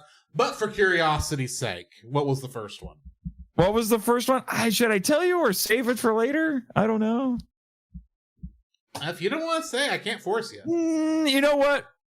I'm not going to say. I'm going to keep that around in case I want to tease it again later. Fair enough, gotcha. fair enough. But anyway, Henshin books, what you got? I do have a new book. I think I have finally won the fight against KDP because it keeps saying that there are issues with my cover. Okay. And the interior of my book. And I'm like, why do you keep pointing out issues and mucking around with my book? There shouldn't be 2 blank pages here. I only inserted 1. Why are there 2 now? It's been a whole ordeal. But I have a new book coming out, hopefully, December 16th. It is called The Worlds of Nathan Marchand, Volume 2, Tales of the Lost and Lonely. It's another collection of rare and unpublished short stories by yours truly. There's one that's implicitly time travel, and 2 that are arguably thrillers, but they're mostly literary stories, including, there is one, it's my favorite one of the collection, and it's the one that inspired the cover of the book. That has to do with a down on his luck guy who, right before Christmas, finds a collectible Superman cape thrown into a dumpster, and he tries to get it back to its original owner in a small town in the Midwest. And shenanigans ensue. Interesting. Is that Midwest in the state of Kansas? It's the Midwest, sir. Just the Midwest. It's the nondescript Midwest. It's not in Littleton, Kansas. Okay. Yeah. Now, admittedly, the town it said it was inspired by an Indiana town, but it's still nondescript Midwest. Fair enough. Anyway. Yeah. So there's that. Check out the Film Vault. Check out Henshin Power V3, which is also a proud member of the Culture Box Network. We have been having tremendous production issues. I have been yelling at Chris, my co-host and editor, to get stuff done. I'm at the point now where I'm like, we're just going to start recording season 2 in January. I don't care. And for those who may not know, the remainder of, we have the second half of season 1 is going to be Kamen Rider Fies, followed by the Guyver animes, and season 2, we're not going to reveal the rest of it, but we will be kicking off season 2 with our first Sentai, Time Ranger. So, and then check out, speaking of writing, check out my author website, nathanjsmarchand.com, where you can keep up with all of the latest with that. I also write for Kaiju United and a ton of other places. Go check the website to get the full list and get social links. I'm also a member of the stable of actors for Scyther Inc. Productions. You could hear me as Rito of Power Rangers, the audio drama. Of all people, Deadpool. X-Men, the audio drama. I only did it once, and apparently I became iconic. I don't know how I did that. I have had other people ask me to play Deadpool for them. Apparently, it was that iconic. And Johnny Storm Baby on Avengers, the audio drama, whenever they cross over with the Fantastic Four. I think that's all the really important stuff that I should get to. Alrighty. Gotcha. Also, I should mention this. MIFV Season 5 will be starting in 2026. It will be the Ultra Journey. We will be looking at Ultraman movies. And these two gentlemen were on the season premiere. It was very fun. Yes. Yes. For Ultraman The Adventure Begins, an animated Ultraman movie produced in America by Hanna-Barbera. Yes. Which is now owned by Netflix. Not yet. Not technically yet. And that could still fall through. That just dawned on me. Frick. Anyway. Either way, that film is fully owned by Subaraya, I think, at this point. So. Yes and no. Anyway. Yeah. So, like we said, next week, we're going to be looking at Disney's A Christmas Carol, along with, I didn't even mention the... more episodes from Outlaw Star. More episodes of Outlaw Star. Yeah, I can't get to it fast enough. So join us next week for that. But in the meantime, this has been Drew. This is Jacob. And this is Nate. And Jimmy from NASA. And we'll catch you in the next frame. To follow Jacob and Drew's individual internet exploits, check out the Linktree links in the show notes. Eventually. You can email us at the cellcastpodcast at gmail.com. Follow us on Twitter or X at @cast_cell. Follow our Facebook page, The Cellcast Podcast, and join our Facebook group, The Cell Nation, our YouTube channel, Cellcast, and our Rumble channel, The Cellcast Gaming. You can join us every Friday night at 7 p.m. Central for our live recordings 7:30. of our episodes on Twitch, Facebook, YouTube, and Rumble. You can also join Drew on those same streaming channels on Tuesday nights at 8 p.m. Central for gaming streams. You can listen to our podcast on Apple Podcasts, Spotify, or anywhere else fine podcasts can be downloaded from. Please rate and review us where you found us. Our theme song is Drop and Roll by Silent Partner. Our bad movie theme is It's Party Time by Gregory Snegoff, with additional audio from the film Titanic: The Legend Goes On, and remember, that's Cell with a single L.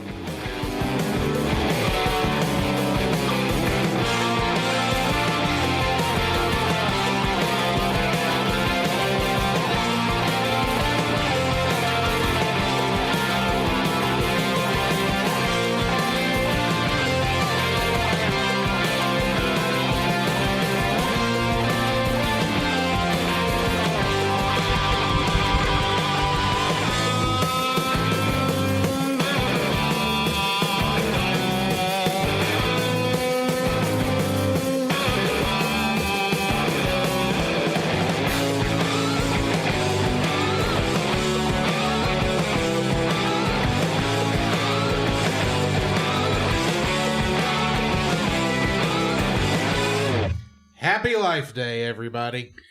Throw the Wookie off the platform, please. And what a Life Day gift that was. Drew, put down that Virtual Boy. You don't want to know what's on there. And the moral of today's story is, just kick the Wookie.